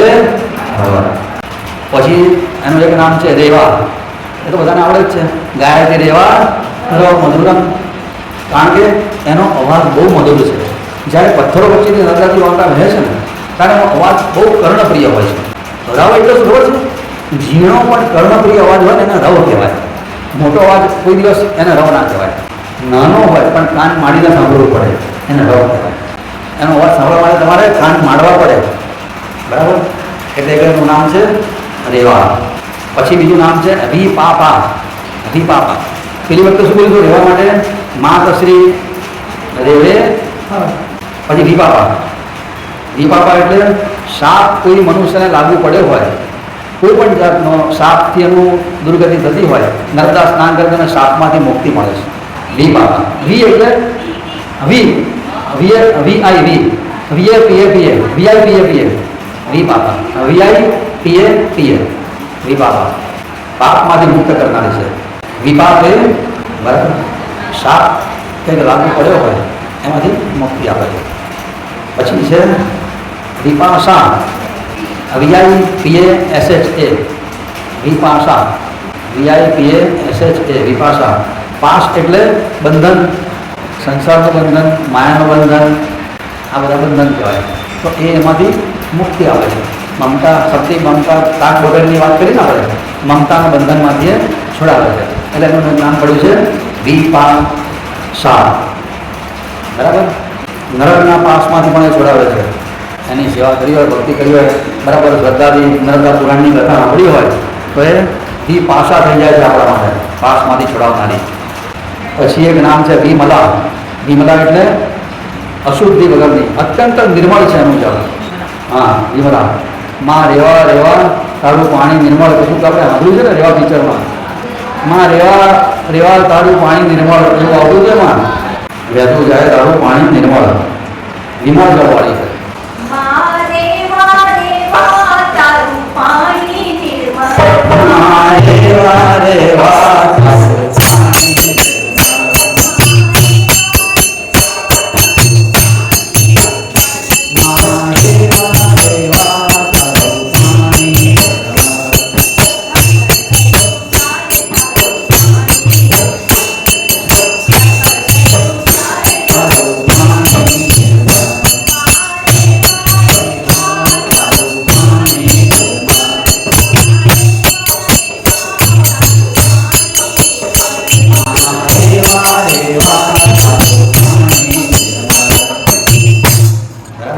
ચોમાસામાં તમને એ પાણી ડોળું લાગે ને કોઈ વાર તો ઘેર લઈને એને ભરીને મૂકી રાખજો, એની જાતે ચોખ્ખું થઈ જાય છે, નિર્મળ. એટલે નામ છે વિમલા, મા શ્રી વિમલે.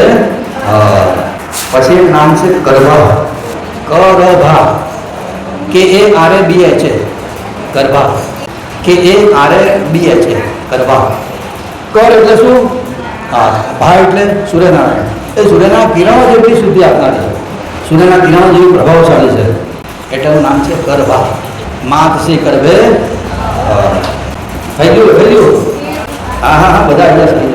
પછી છે પછી એક નામ છે રંજના. રંજના, રંજનબેન આપણે જાણીએ ને, આપણે રંજના. રંજન એટલે દર્શન માત્ર આનંદ આપે તમને. સ્વામી મહારાજે આરતીમાં શું લખ્યું? નંદનવા સમતીરે સ્વાદુ સુધાની રે દર્શિત ભવ પરતી રે દમિતાંત પ્રસારે. એનું દર્શન કરવાથી આનંદ આવે. અને આનંદ ના રહો જો કે આપણું હૈયું નથી, આ છાતીમાં ધમણ ધબકે છે, આ અંદર છે ને કશું ઇન્સ્ટ્રુમેન્ટ ચાલે છે, બાકી આપણું હૈયું છે જ નહીં. હૈયાવાળાને આનંદ આવે તરત જોઈને, આવું જ જોઈએ. પછી નદા કિનારે બેઠો હોય, કોઈ ગલીના બાકડા ઉપર બેઠો હોય સોસાયટીની બહાર, એ રીતનાથી બેસી રહે, એનો કોઈ અર્થ જ નથી. આનંદ થાય જ કરવાથી. રંજના નામ કે એમને એમ નથી પડ્યું, પણ કેટલા એવા હોય એ બધું જોવાનું મન ના થાય. આવું સુંદર દ્રશ્ય સ્વામી મહારાજ તો નંદનવન લાગ્યું. નંદનવન સમતી રે સ્વાદુ સુધારતી રે. તારું પાણી અમૃત જેવું છે મીઠાશમાં, અને તારો કિનારો આનંદ આપતા હોય છે. નંદનવન એટલે ખબર છે? સ્વર્ગના બગીચાનું એક નામ છે નંદનવન. એ સ્વર્ગના બગીચાની સમકક્ષ છે નર્મદા કિનારાના જંગલો. એટલે એનું નામ પડે છે રંજના. દર્શન માત્ર આનંદ આપે છે એટલે. પછી એક નામ છે વાયુ વાહિની. વાયુ વાહિની એટલે એના કિનારે જેણે વાસ કર્યો, જેણે નર્મદાજીના વાયુનું સેવન કર્યું છે, એ બધાને સ્વર્ગમાં લઈ જાય છે મિનિમમ. પછી વનસ્પતિ હોય, કીડા હોય, મનકોડા હોય, પશુ પક્ષી હોય કે મનુષ્ય હોય, બધાને સ્વર્ગમાં લઈ જાય છે. એટલે એનું એક નામ છે વાયુ વાહિની. બરાબર. આપણે શું બોલવાનું? માત શ્રી વાયુ વાહિને. અને છેલ્લું નામ તો બધાને ખબર જ છે, નર્મદા. નર્મદાના આ 15 નામો છે આમ તો. એટલે એનું હજુ 15મું નામ રહ્યું, નર્મદાના બીજા 15 નામ તરીકે ગણીએ તો એનું બીજું નામ છે કૃતા. કૃપા એટલે કૃતા. કૃતા એટલે જે એના શરણે જે જાય, એના ચરણનો આશ્રય કરે, એને પાર ઉતારી દે છે. કૃતા. તા એટલે તારે છે, અને કૃ એટલે કરનારને, કરનારને તારે છે, એટલે કૃતા. એનું એક નામ વહતી પણ છે, બીજા ઘણા નામ છે, પણ આ 15 નામો માટે અહીં લખ્યું છે કે 15 નામો જો કોઈ શ્રદ્ધાપૂર્વક ઉચ્ચાર કરે તો એને નર્મદામાં સ્નાનનું પુણ્ય પ્રાપ્ત થાય છે. એટલે આપણે અહીંયા બેઠા બેઠા 15 ડોલો વડે સ્નાન કરવાનું છે. કપડાં ભીના થશે નહીં, દીપ લૂછવાનું નહીં, ઊભા થવાનું નહીં અને ટાળવાય નહીં. પાણી ચોખ્ખું નથી એવા બહાના કાઢીએ નહીં. બરાબર? એટલે આવું એનો ભાઈ આ રસ્તો નહીં કાઢી નાખવાનો. આ તો ત્યાં જવાયું ના હોય ને એના માટે છે. ત્યાં ગયા હોય તો નાવાનું જ. જ્યાં જે નર્મદા કિનારે જઈ શકતા નથી એના માટે આપે. જે અશક્ત હોય, ઘરમાં વૃદ્ધ હોય, પથારી હોય એના 15 નામ બોલાવવાના તો નર્મદા સ્નાન થઈ જાય. હવે આપણે અહીંયા કંઈક નર્મદા નાહવા જઈએ અત્યારે કે તમારે એ તો નાહવું જ પડે. એ એવું પ્રતિબંધમાં તમે ના નાહો તો દોષ નથી, પણ નાહવાની છૂટ હોય ના નાહો તો દોષ ચોક્કસ છે. એટલે આપણે જ્યારે ના હોય એટલે પ્રાર્થના કરીને કે જો પેલા રેતીના માફિયાઓ હજુ તમે રેતી કાઢો, પોલીસ વાળાને બેહાડો, અમને નાદાવો. સ્નાનમાં આનંદ છે એમાં કલ્યાણ. બીજું જે મહેનત કરી છે એના કરતાં આ મહેનતે ફળ વધારે છે. એનો શ્લોક તમને હમણાં જો નામો અમારે નર્મદા પુરાણમાં છે તે એવં જો વ્યક્તિના અમાની ને તો નામ બોલીને પછી આપણે શ્લોક રહ્યો માત શ્રી ત્રિકુટે આ ઊંચા કરો જોયા જરા કસરતે દસવા હરી માત શ્રી ત્રિકુટે માત શ્રી ત્રિકુટે માત શ્રી મહાદેવ હર માત શ્રી સોણે હર માત શ્રી સુરસે હર માત શ્રી કૃપે હર માત શ્રી મંદાકિને હર માત શ્રી મહાર્ણવે હર માત શ્રી દેવે હર માત શ્રી વિપાપે હર માત શ્રી વિપાશે હર માત શ્રી વિમલે હર માત શ્રી કરભે હર માત શ્રી રંજને હર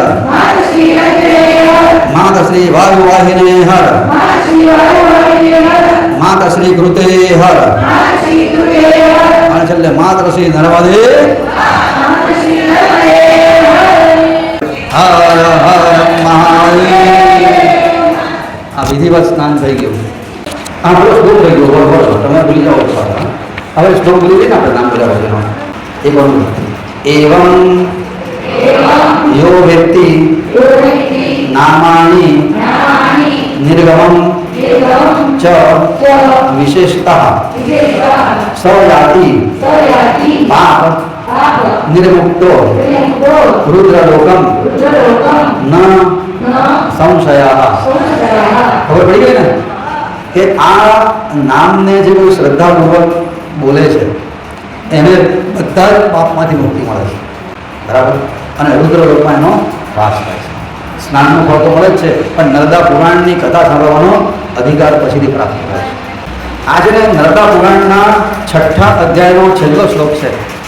નર્મદામાં છે ને હવે સ્નાનની વાત આજે વધારે કરીએ. પહેલાં અત્યારે ગંગા દશેરાના દિવસો ચાલે છે. બરાબર? એનો અર્થ શું થાય ખબર છે? આખું નામ શું છે? ગંગા 10 હરા. એટલે ગંગાજી 10 જાતના પાપ હરી લે છે. જેઠ સુદ પડવાથી જેઠ સુદ દસમ દિવસના 10 દિવસ અને ગંગા દશેરાના દિવસો કહેવાય છે. ગંગાજીની ઉત્પત્તિ થઈ ત્યારે દેવોએ પ્રાર્થના કરી છે કે ગંગાજી તમારા એ જમાનામાં વાહનો નહીં કે તમારા ઘરમાં બધા કેવી રીતના અહીંયા સ્નાન કરવા આવી શકશે. વૃદ્ધ હોય છે, દક્ષિણ ભારતમાં રહેતા કેવી રીતના ચાલી આવશે. એટલી વખતે દેવોની પ્રાર્થનાથી આ ગંગાજીએ કીધું કે જેઠ સુદ પડવાથી દસમ સુધીનું ધરતી પરના બધા જ તીર્થોમાં હું પ્રવેશ કરીશ અને એમાં સ્નાન કરનારે છેલ્લા 1 વર્ષમાં કેટલા 10 જાતના પાપ હું હરી લઈશ. એટલે નામ જોયું 10 હરા. હરા એટલે હરી લેના. શું 10 હરે? પાપ. 10 આંગળીઓ નહીં, 10 પાપ હરી લેશે. આ વાત સ્વામી મહારાજે તિલકવાળાના ચતુર્માસ વખતે કરેલી. સ્વામી મહારાજનો 8મો ચતુર્માસ 1898ની સાલમાં જે વખતે બાપજીનો જન્મ થયો ગોધરામાં, એ વર્ષે સ્વામી મહારાજ તિલકવાળામાં હતા. બાપજીનો જન્મ ગોધરામાં 1898માં થયો. એ વખતે સ્વામી મહારાજ તિલકવાળામાં હતા. એમનો ચતુર્માસ 8મો થયો હતો. અને એ વખતે એમણે ત્યાં બધા ગંગા દશેરાનો મહિમા લોકોને કીધો. એ વખતે મંડપ બાંધેલો હતા અને લોકો ત્યાં અનુષ્ઠાન બધા કરતા. આ 10 દિવસ જેટલી ભક્તિ કરો ને એનું બહુ ફળ મળે છે. અને એ વખતે ગંગાજીમાં અહીંયા પ્રવેશ થાય છે. તમે વખતે નર્મદાજીમાં સ્નાન કરો, ગંગા સ્નાનનો પુણ્ય તો મળે છે, તમે એનું પાન કરો તો ગંગા જળનું પાનનું ફળ મળે, સ્નાન કરો તો ગંગા સ્નાનનું ફળ મળે, બધું જ ફળ મળે છે. એ તો ખરું જ, પણ મુખ્ય શું છે? 10 જાતના પાપ હરી જશે.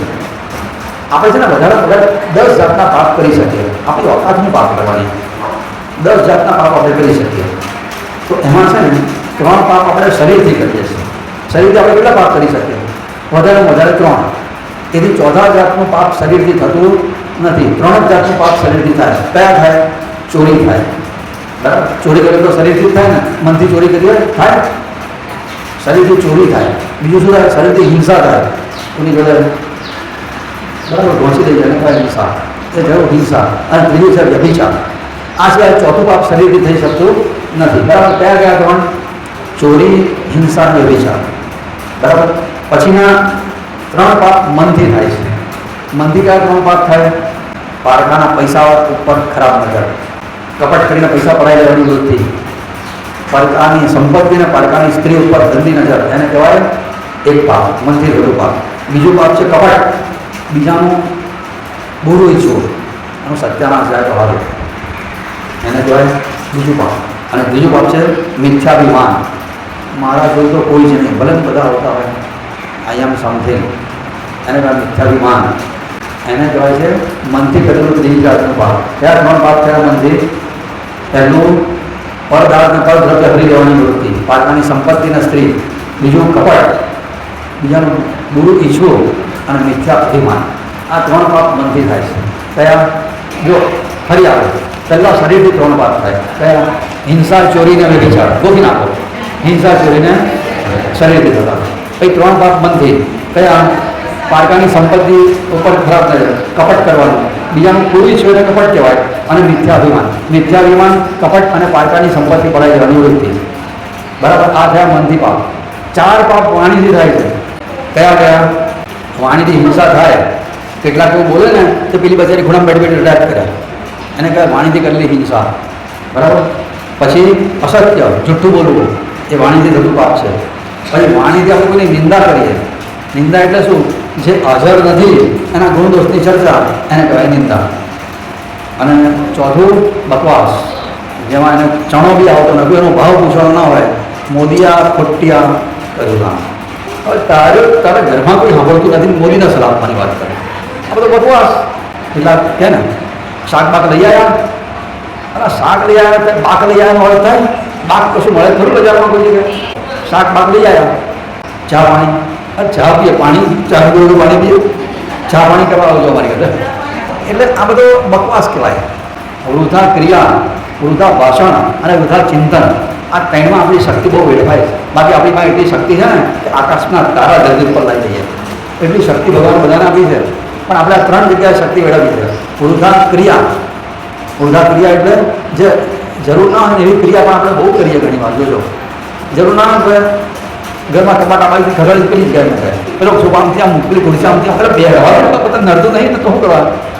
હા, કેટલા છે ને બેડામાં પગાવા લાગે આમ આ બધી ઉડા ઉડ્યા ખરેખર કેટલા ખરા હવા જોડા ઉડા ગયા. તો શું એને લાવતા હતા? ટેબલ પર બેઠવા તો ખાસ નિરીક્ષણ કરજો. જોજો હા, કે આમ આગળના બે જ નહીં તો શું કશું કલાયા કરે, એને કહેવાય વૃથા ક્રિયા. પછી વૃથા ભાષણ તો આપણને બધાને આવડે જ છે, બધા માસ્ટર જેવા. ના બોલવાનું બોલીએ, ના જરૂરતની સલાહ આપીએ, આ બધું વૃથા ભાષણ. અને વૃથા ચિંતન, ચિંતન આપણે બહુ ખોટું ખોટું કરીએ. ડોંગરી મારી ભાઈ ભગત આવ્યા કે ડોંગરી મહારાજ કે મહારાજ કાગડાને કેટલા દાંત હોય છે? અરે લે ભાઈ, કાગડાના દાંત હોય જાણીને તને હું લાગતો, કાગડાને કેટલા દાંત હોય છે? આ વૃથા ચિંતન અને વૃથા ભાષણ, બિનજરૂરી બોલ બોલ કર્યા કરે. કેટલા અમુક જણાનો તો ફોન આવે તો ગભરામણ જ થાય. ખરેખર સાચું બોલ, મને એવું થાય કે અત્યારે આ નહીં લેવાય ફોન, રિસર્ચ મારી હિંમત જ ના થાય. અને એ કોઈ દિવસ ફોન મૂકે જ નહીં. હા, કે પહેલી વાત એટલે 3 પાપ શરીરથી, 3 પાપ મનથી અને 4 પાપ વાણીથી થાય છે. કેટલા થયા? 10 થયા ને? એ 10 પાપને હરી લે. નર્મદાજીમાં ગંગાજી પધારે, બંને જણા ભેગા થઈને 10 પાપ લઈ જાય. છેલ્લા 1 વર્ષમાં કર્યા હોય ને એટલે આવું સ્વામી મહારાજે અટકી લીધું. અને એ વખતે એમણે આ શ્લોક કીધેલો કે ભાગીરથી વૈષ્ણવી ગંગા, બ્રાહ્મી ગંગા સરસ્વતી, યમ માહેશ્વરી ગંગા રેવા દક્ષિણ ભારત. અને એમણે એ વખતે કીધું જ્યેષ્ઠ માસે શીતે પક્ષે સ્તોત્રમ ગળા જલે સ્થિતા શુક્લ પ્રતિપદમ કૃત્વા પ્રત્યહમ તસ્મિન સ્થિતમ યહ પરે સંસ્થિતય દોષ સર્વે સ્વ પ્રમુચ્યતે. બધા દોષમાંથી એને મુક્તિ મળી જાય. આપણે આ સિવાયનું 11મું પાપ કરી શકતા જ નથી. ફેસિલિટી જ નથી આ શરીર આ 11મું પાપ કરવાની મનુષ્ય જન્મમાં. એ 10 પાપની મુક્તિ મળે છે. એટલે આપણે નર્મદાજીમાં સ્નાન કરવાની તક આપે તો બહુ સારી વાત ભગવાનની કૃપાથી. તો અહીંયા આપણે સ્નાન થયું છે, દશહરાનું સ્નાન થયું ને નર્મદા સ્નાન હોવું થયું માટે એના અંતમાં લખેલું છે દશહરા સ્નાત દેહાય નમઃ. એનો શું દશહરા સ્નાન જેણે કર્યું એને નમસ્કાર. એટલે તમને બધાને નમસ્કાર. સ્નાન કરેલા દેહને નમસ્કાર. આનો અર્થ એવો થાય દશહરા સ્નાત દેહાય નમઃ. દશહરાનું સ્નાન જે શરીરે કર્યું હોય ને એ શરીર પણ વંદનીય છે. તમને કશો પહેલાં 3 દાડા રાખ્યો તો બાકી હાથ દળાવવા નહીં આવે. તો અત્યારે કહી દઈએ દશહરા સ્નાત દેહાય નમઃ. દશહરાનું સ્નાન જેણે કર્યું એ વંદનીય છે. નિષ્પાપ થઈ ગયો છે. નિષ્પાપ વ્યક્તિ વંદનીય હોય એ વંદનને યોગ્ય છે. એટલું લખ્યું છે. બીજી બહુ અગત્યની વાત છે કે નર્મદાજીના 2 કિનારા છે. એમાં ઉત્તર દિશાનો કિનારો જે છે એટલે આપણે બધા ઉત્તર કિનારે જ રહેવાના છીએ. તો ઉત્તરનો કિનારો જે છે ને એને દેવલોક કહેવામાં આવે છે. નારેશ્વર, માલસર, ગરુડેશ્વર, ચાણોદ, કરનાળી, કુબેર આ બધા ઉત્તર દિશાના કિનારો ગયો. બરાબર ને? નર્મદાજી પૂર્વથી પશ્ચિમ વહે છે ને દિશા ખબર પડે છે ને. આ બાજુ પૂર્વ દિશા છે ને આ બાજુ પશ્ચિમ છે. નર્મદાજી પૂર્વમાંથી નીકળે છે અને પશ્ચિમમાં સમુદ્રમાં મળે છે. એનો આ બાજુનો કિનારો ઉત્તર કિનારો કહેવાય, આ બાજુનો કિનારો દક્ષિણ કિનારો કહેવાય. તો ઉત્તરનો જે કિનારો છે ને એને દેવલોક કહેવામાં આવે છે અને દક્ષિણનો કિનારો છે એને પિતૃલોક કહેવામાં આવે છે. એટલે અને એની વચ્ચે જે નર્મદાજીનો પ્રવાહ છે એને બ્રહ્મલોક કહેવામાં આવે છે. ઉત્તરનો કિનારો એને શું કહેવાય છે? દેવલોક. દક્ષિણનો પિતૃલોક અને વચ્ચેનો જે છે એને બ્રહ્મલોક કહેવાય છે. એટલે 3 લોકનો વાસનો આ લાભ મળે છે. ત્યાં પિતૃનો ઉદ્ધાર થાય, દેવલોકની પ્રાપ્તિ થાય અને બ્રહ્મલોકની પણ પ્રાપ્તિ થાય. આવું લખેલું છે. બીજો જન્મ પણ કરેલો છે કે ઉત્તરમાં જે કિનારો છે એને ઈડા નાડી કહેવાય, દક્ષિણનો કિનારો છે એને પિંગળા નાડી કહેવાય અને વચ્ચેનો પ્રવાહ છે એને સુષુમ્ના નાડી કહેવાય. એટલે ઈડા, પિંગળા ને સુષુમ્ના પણ છે. એટલે એમાં તમે સ્નાન કરો એટલે પ્રાણાયામનું ફળ પણ તમને પ્રાપ્ત થઈ જાય. એમાં શિવજીનું વરદાન છે એટલે જંગલો, પર્વતો વચ્ચેથી વહેતા ઝરણા, નદીઓના મિલનને લીધે નર્મદા જળ એટલા અમૃત સમાન થઈ જાય છે અને રામબાણ ઔષધિ સમાન ગુણકારી છે એવું કહેવાય છે. એમાં સ્નાન કરવાથી સ્ફૂર્તિ આવે, ભૂખ લાગે, રોગ મળે છે. અનેકના રોગ મળ્યાના અનેક દ્રષ્ટાંતો છે. હમણાં એક ઊંઝાના બટુક કાકા છે, એમણે હમણાં પોતે જ વાત કરી હમણાં થોડા દિવસ પહેલાં કે નારેશ્વરમાં જ્યારે એક વખત 2006 કે 9માં સમૂહ પારાયણનો કાર્યક્રમ થયો હતો. 2000 જણા પારાયણમાં બેઠેલા એ વખતે ગ્રંથ લખાને 75 વર્ષ થયા એ નિમિત્તે આ કાર્યક્રમ રાખેલો. તો એ વખતે આ ઊંઝાના ત્યાં બટુક કાકા ખરા ને ત્યારે નારેશ્વરમાં જ રહે છે. એ ત્યાં આગળ વખતે આવ્યા હતા. પારાયણમાં નહોતા બેઠા પણ સેવામાં જ આવ્યા હતા. એ વખતે છે ને ઘૂંટણમાં ભયંકર દુખાવો હતો. એટલો બધો દુખાવો થતો હતો કે એમનાથી પગથિયું ચડવું ને અમને પર્વત ચડવા જેટલું અઘરું લાગતું હતું. બધી દવાઓ કરી ચૂકેલા પણ ફેર પડ્યો નહોતો. જેને કહે કે આવી ગયા હતા. ઓપરેશનની જ વાત હતી. ઓપરેશન સિવાય બીજો કોઈ ઉપાય જ નહીં. અને પછી વખતે બપોરના સમયે કંઈ સેવા હોય નહીં એટલે બપોરના સમયે નર્મદાએ નાહવા માટે ગયા. નહાતી વખતે પાણી બેઠા બેઠા એમને વિચાર આવ્યો કે આ નર્મદા ઔષધ કહેવાય છે તો આ મારો ઘૂંટણનો દુખાવો માટે ખરો હવે નમસ ન કરો. અને તમે પાણી બેઠા બેઠા ત્યાં જે માટી હતી ને એ માટી ઘૂંટણ ઉપર ઘસતા જાય, લગાતા જાય, દત્ત ભાવની બોલતા જાય. જેટલો ટાઈમ એમનાથી થયો એટલો ટાઈમ દત્ત ભાવની બોલતા બોલતા કે જે કંઈક ઇષ્ટમંત્રો જપ કરતા હશે પણ એ કરતાં કરતાં એમણે ત્યાંની માટી આ ઘૂંટણ ઉપર લગાડ્યા કરી. એમણે જાતે કીધેલી આ વાત છે. જરા આટલી સર કે મારી પાસે રેકોર્ડિંગ છે, તમને મળે સાંભળવું હશે. અને થોડો જે 15 મિનિટ એમણે આ પ્રયોગ કર્યો. પછી પાણીમાંથી બહાર આવ્યા. દિવસથી ધીમે ધીમે એમનો મુકામ ત્યાં હતો ત્યાં આગળ આવ્યા. એમનો મુકામ ને અત્યારે સેવા સદન છે ને એની બાજુમાં એમની પોતાની રૂમ છે. ત્યાં જે બારે રૂમો છે ને ત્યાં આગળ એમની પોતાની રૂમ છે ત્યાં આવ્યા. અને પછીથી એ ખબર ના પડી કે પગથિયાં આવું ચડી ગયા. પછી ઉપર ચડાવી એમને ખબર પડી અને મારો દુખાવો પણ થયો નહીં. આ પગથિયાં ચડી ગયો હતો. પગથિયાં ચડી ગયો તો યાદ નહોતો કે નર્મદામાં નાહ્યો અને આ દુખાવો મોટો કે શું ચડી ગયો એટલે ખબર પડી કે મારો દુખાવો તો બધો જ મટી ગયો. અને એમણે કીધું આજની ઘડીને કાળનો ડરો. એ વખતે સાલ ચાલતી 2009ની આજે 2025ની સવાલ એમને ઘૂંટણમાં આજ સુધીમાં કોઈ તકલીફ થઈ નથી. દાદરા આરામથી ચડું કરે છે. એટલે નર્મદા જોડે ઔષધ છે. કેટલાના રોગ મટાડે. હવે શરીરના રોગ મટાડતી હોય તો ભવરોગ ના મટાડે? જન્મ મરણમાંથી ના છોડાવે? પણ એમજી દર્દીનો પ્રસંગ બધા ખબર છે ને. નારેશ્વરમાં બાપજીએ સર્જિકલ કેમ્પ રાખેલો. બધાને ઓપરેશન મફતમાં કરવાના. ઘેરથી એક પૈસો લઈને આવવાનું નહીં, ખાલી જોડે સેવામાં અપાય. એ વખતે અત્યારે જે ઓફિસ છે ને એ જગ્યાએ સર્જિકલ વોર્ડ ભરાઈ ગયેલા ત્યાં આગળ, ઓપરેશન થિયેટર બનાવેલા. અને ગુજરાતના શ્રેષ્ઠ ડૉક્ટરો ત્યાં હાજર હતા. બધી જે સારામાં સારી હોસ્પિટલમાં જે ફેસિલિટીઓ બધી ફેસિલિટી ત્યાં નિર્માણ કરવામાં આવેલી. એ પ્રમાણે 600 ઓપરેશન થયા હતા વગર ખર્ચે. તેમાં પ્રેમજી દર્દીને છે ને એ વોર્ડનો માણસ, તમે ત્યાં જાણો છો પ્રસંગ તો ના કહો, તો એને છે ને માથામાં બહુ દુખાવો થતો. બિચારો દરજી, મૂળ સૌરાષ્ટ્રનો, પણ અહીંયા પોળમાં સેટ થઈ ગયા હતા. દરજી કામ કરે પણ સમય જતાં માથામાં એવો દુખાવો થવા માંડ્યો કે આમ સીવા માટે નીચું જોવું પડે એટલે નીચું ના થવાય. એટલા બધા ઝાટકા વાગે માથામાં. દરજી કામ એનાથી થાય નહીં. ગરીબ માણસ, કોઈ બેલેન્સ નહીં, ખુશીના પાછળના લઈને જેમ તેમ ઝાડા કરતો હતો બચારો. પછી તો એ નીચું તમે નાકમાંથી પડું નીકળે રિસ્સા. એટલી સ્થિતિ પૂરી થઈ ગઈ. અને હરીતો માણસ, ઉછીના માણસો કેટલા આપે. તમારી પાસે દલ્લો છે ખબર હોય તો માણસ ઉછીના આપે, પણ તમારી પાસે કશું નથી ખબર પડે તો કોઈ ના આપે. એની એવી દશા થઈ. હવે જેના કપડાં સીવે એની ઉઘરાણી હોય ને પેલા લોકો ના આપે. એ અથવા એને કોઈ કીધું તું નારેશ્વર જા, કંઈ સર્જિકલ કેમ છે, તારું ઓપરેશન બધું કરી આવશે. તો તમારે મારી પાસે પૈસા જ નથી. તો અહીંયા પૈસા કોઈ લેતા જ નથી કહેશે, મફતમાં થવાનું બધું કહેશે. અને આ માણસ કોઈની પાસેથી ઉછીના પૈસા લઈ અને ભાડાના પૈસા લઈને નારેશ્વર પહોંચ્યો. ત્યાં જે નામ નોંધાયું અને એને પેલા ડૉક્ટરોએ ટેસ્ટિંગ બધું કર્યું, ફોટા પાડ્યા, એક્સરે એમઆરઆઈ બધું ત્યાં આગળ વખતે કરેલું હતું. એ ઘરે કંઈ ડૉક્ટરે કીધું ભાઈ તને બ્રેઇન ટ્યુમર છે અને ટ્યુમરનું ઓપરેશન તો ખાલી બોમ્બેમાં થતું હતું એ જમાનામાં, બીજે ક્યાંય નહીં. ત્યારે બોમ્બે જવું પડે અને ન્યુરોલોજિસ્ટની પાસે ઓપરેશન, સર્જન પાસે ઓપરેશન કરાવવું પડે. પેલો કે પોરથી નારેશ્વર આવવા માટે તો ઉછીના પૈસા લઈને આવ્યો છું, તો મુંબઈ કેમ ન જવું? ડૉક્ટર કે પણ આ ઓપરેશન અહીંયા થાય એવું નથી, બીજા બધા થાય. આ ઓપરેશન કરવાની અમારે અહીંયા ફેસિલિટી નથી. એનો નિરાશ થઈ ગયો. ત્યાં એ પહેલી વાર નારેશ્વર આવેલો.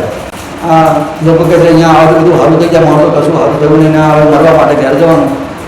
એ વખતે એવો નિયમ કરવામાં આવ્યો કે બાપજીની પાસે કોઈએ જવાનું નહીં. દર્દી નારાયણ સૌ સમય દર્દીની સેવા કરવાની, જે દર્શન કરવા આવે એમણે બાપજીની પાસે દર્શન સંપૂર્ણ બંધ.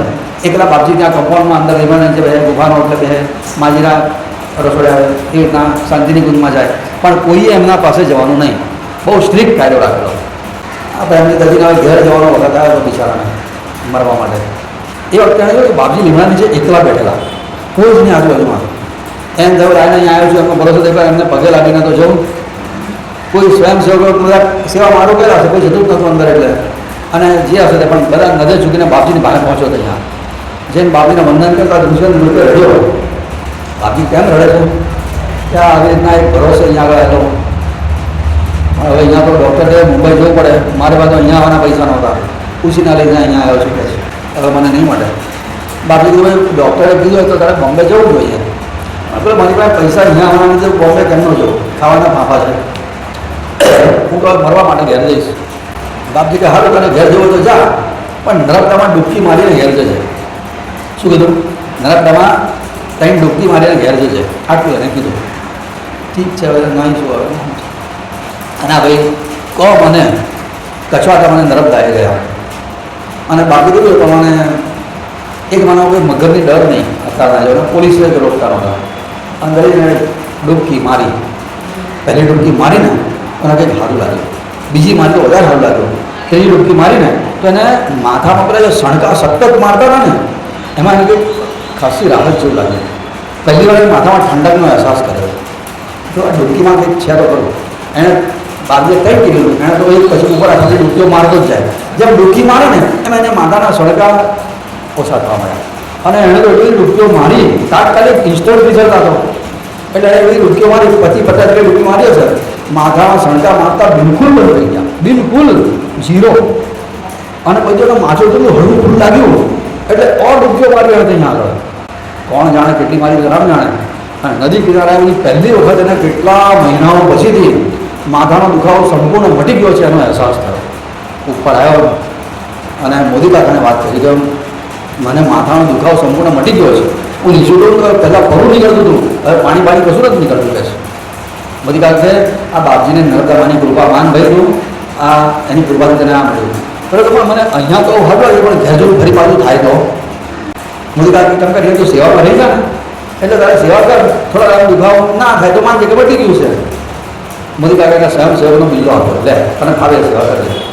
પેલા કીધું હું દરજી છું, ઘેર ગામ હું સંજાવો કે હું તારે મારે નીચે જોવું પડે અને નીચે જોવું છતાંય માથામાં દુખાવો ના થાય એનો મારે અહીંયા પ્રયોગ કરવો છે. મોદી કાકા કામ કરી જાય અહીં પેલા રૂમમાં છે ને આપણે સીવવાનો સંચો હું રાખ્યો છે. આ બધા પેશન્ટોની ચાદરો સીવવાની છે.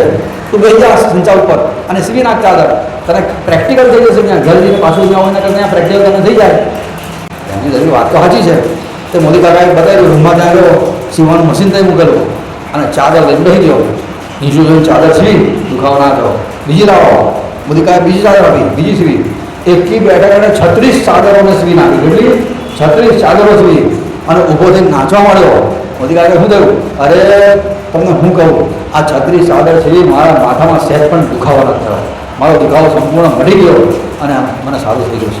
એટલો ગાળો થઈ ગયો. પછી એણે જે સેવા કરી ત્યાં આગળ બધાની અને શિવાની સેવા કરી. પછી જ્યારે બધો સર્જિકલ જ્ઞાન પૂરો થયો પછી બાપજીને પગે લાગવા માટે ગયો. ચરણમાં વંદન કરતા ધ્રુસર એટલે બાપજી તો મળવા માટે ઘર જવાનો હતો. હવે ખાલી નર્મદા સ્નાન કરાવ્યું અને મારો દુખાવો મટી ગયો માથા માટે છે. ત્યારે બાપજીએ કીધું આમાં મેં કશું નથી કર્યું, જે કર્યું હોય તે નર્મદા માયા કરે છે. મેં તો તને કશું નથી કર્યું. તારો દહો નર્મદામાં ડૂબકે મારવાથી મટ્યો ને માટે જ્યાં નર્મદા માને જઈને નારિયેળ ચડી જાય, ચુંદડી વળે એને જે પૂજા કરી આપે છે એ પૂજા કરી આપે.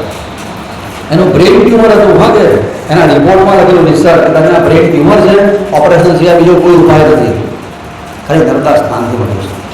આ નર્મદામાં શું કૃપા કરે. અને બાપજી જ આપણને આ જ વાત કરી તમે ના હો એટલે પ્રેમી નહીં દર્શન નથી કીધું, આપણને એવું કીધું છે કે ના હો.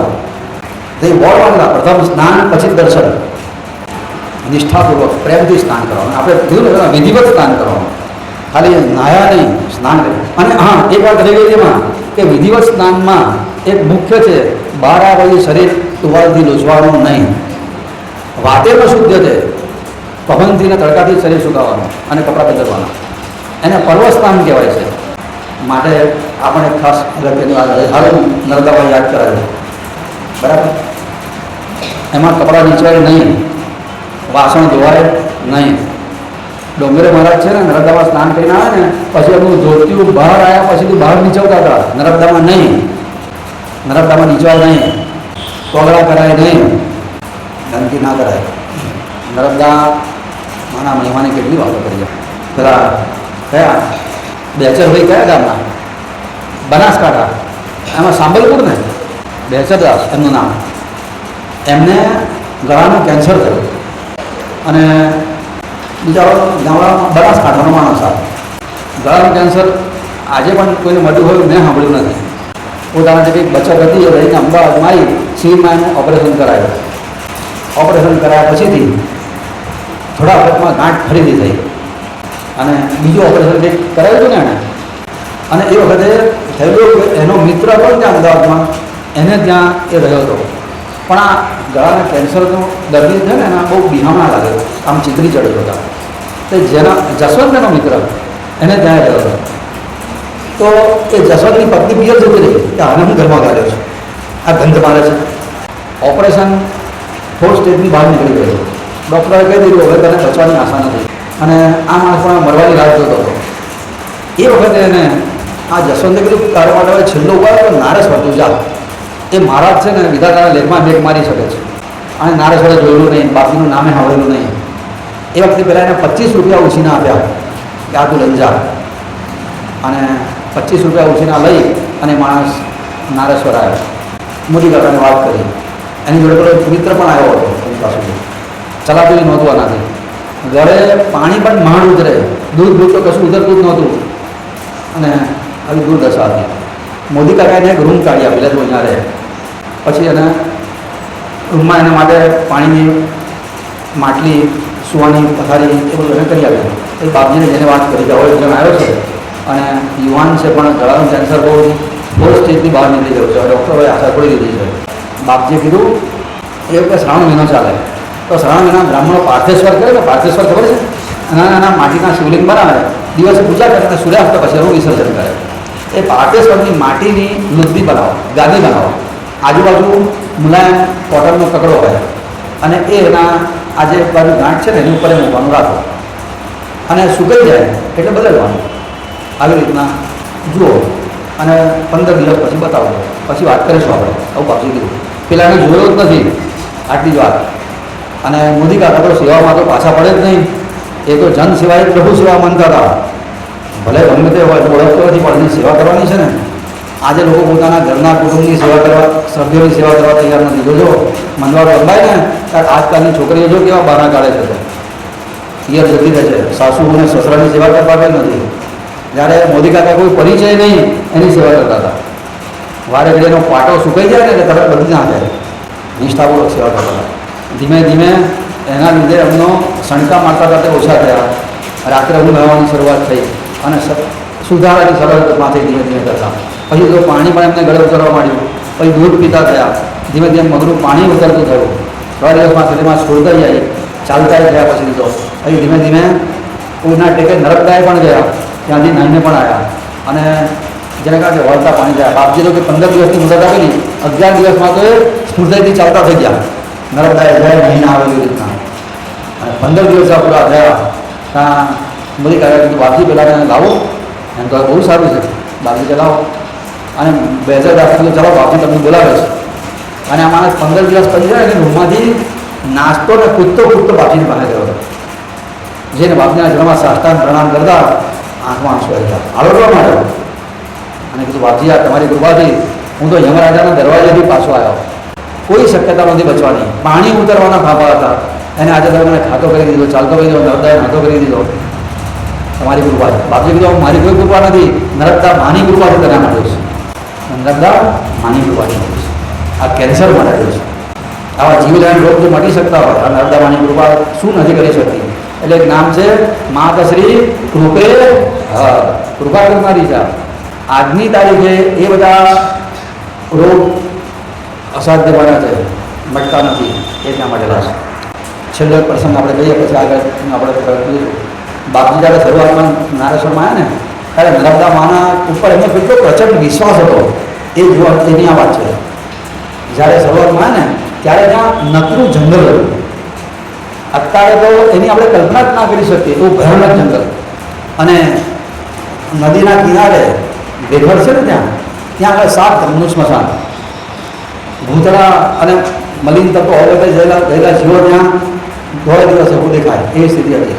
અને ત્યાં જંગલમાં તો બધા જંગલી જાનવરોનો વાસ. સાપ અને વીછી તમને થોડા દિવસે દેખાય ફરતા જમીન ઉપર. ચંદન ઘો અને જાત જાતના જેને આપણે કહીએ જંગલી બધા એ બધા જ ત્યાં આગળ હતા. એ વખતે બાપજીએ ત્યાં નિકામ કર્યો છે. શરૂઆતમાં તો એ લીમડા નીચે રહ્યા છે. મહાદેવનો પગથિયું કરીએ ને ત્યાં આગળ કરાધારી વાળ ભરાયેલી દાસ્તા કાઢે. અને પછીથી અત્યારે માજીનું જે રસોડું છે ને ત્યાં કુટીર બનાવી આપેલી. એ કુટીરના ઓટલે એ સૂતા હતા અને અંદર એના ઓટલા ઉપર પારાયણ કરતા હતા. અત્યારે પણ ઓટલો રાખ્યો છે ને ત્યાં જાઓ તો દર્શન કરજો યાદ કરીને. જે ઓટલા પર બાપજીએ દત્ત પુરાણને 108 પારાયણ કર્યા ને એ દત્ત પુરાણની કથાઓ આપણે આવા કરવાના છે. આ સાથે આવા એ દત્ત પુરાણ તો એ વખતે અત્યારે તો આગળ બીજી દિવાલ કરી છે પણ એ જમાનામાં બધું ખુલ્લું જ હતું. આપણે ખુલ્લા ઓટલા પર હોતા ને એવી રીતનું. અષાઢ મહિનાની અમાસ રાત્રિનો સમય કોઈ દિવસે ત્યાં આવવાની હિંમત નહોતું કરતું એ જમાનાની આ વાત. અને હાથનું ઓછું કરી અને બાપજી ત્યાં આગળ સૂતેલા. આકાશમાં વાદળો હતા, વરસાદ પડેલો અને ચારે બાજુએ કાદવ અને પાણી. નદીએ જવાનો અત્યારના જેવો કોઈ રસ્તો જ નહીં. દિવસ હોય બરોબર ત્યારે તમે ઝાડવાના આગળ પાછા કરીને જેમ તેમ કરીને નર્મદાએ જાઓ એ સમયની આ વાત. અને બાપજી પોતાની મસ્તીમાં સૂઈ ગયેલા. એમને કોઈ ડર લાગતો જ નહોતો. અતિશય નિર્ભયતા એ છેલ્લા જન્મનું લક્ષણ છે. છેલ્લો જન્મ હોય ને એને કદાપી બીક ના લાગે રસ્તાની એ રીતના ત્યાં શું કહેવાય. અને એ વખતે મધારનો સમય થયો હતો. અને એ વખતે મોર વીછી 12 ઇંચ લાંબો હતો, 1 ફૂટ લાંબો. અને આ કુટીરના પગથિયા ઉપર ચડ્યો ફૂટલા પર અને બાપજીના જમણા હાથ ઉપર ડંખ માર્યો અને બાપજીને જાણે કે સળગ તો કોલસો કોઈએ ચોંટાડ્યો હોય ને એવી વેદના શરૂ થાય. અને જો જોવામાં ઝેર 6 સેકન્ડમાં આખા શરીરમાં ફેલાઈ જાય છે અને આખા શરીરમાં જે લહાઈ પડે. બાકી એવું કહે છે મોર બીજી છે ને પથ્થરને ડંખ મારે ને તો પથ્થર બહુ તૂટી જાય એટલે એના ડંખમાં તાકાત હોય છે. અને બાજુના આખા શરીર જે પારાવાર વેદના થઈ એ વખતે સહન ના થાય, શું કરવાનું? અને એ વખતે બાપજીને જો અત્યારે તો કોઈ મારા માટે છે જ નહીં, જે નર્મદા માના ભરોસે આવ્યો છું એ નર્મદા માં જ મારું રક્ષણ કરશે. એમના માટે નર્મદા એ વહેતું પાણી નહોતું, સાક્ષાત માં હતી. આઈને પહેલા દિવસ નર્મદા માના કહી દીધું કે માં હું તારા ભરોસે આવ્યો છું. જે રીતના બાળક પોતાની માના ભરોસે રહે એવી રીતના હું તારા ભરોસે આવ્યો છું. માર કે તાર તું ઘાટ આવી પડો, લાજ જશે હજી ખાલી જાઓ, ખાલી મૂકી તો લાજ તારી જશે. આવું પહેલા દિવસ નર્મદા મને કીધેલું છે, પ્રાર્થના કરી છે વખતે તારા ભરોસે આવ્યો છે. અને એ મધ્યરાત્રિએ આકાશમાં અમાસની રાત્રે આકાશ કયું અજવાળું હોય, વીજળીઓના અજવાળે આમ જેમ તેમ કરતા કાદવ મોઢા સુધીનો વળતા વળતા નર્મદા તરફ ચાલ્યા. નર્મદામાં મહાજળ પાણી પૂર આવી ગયો અને ઓવારો કંઈ પૂરો થાય છે, નર્મદા કંઈ શરૂ થાય કંઈ ખબર જ ના પડે, બધું એકાકાર થઈ ગયેલું, ચારે બાજુ જળબંબાકાર. અને એવી વખતે એવી મેઘલી રાત્રે જરાય કોઈ જરાય નર્મદા પાના ભરોસે છેક નદીએ ગયા.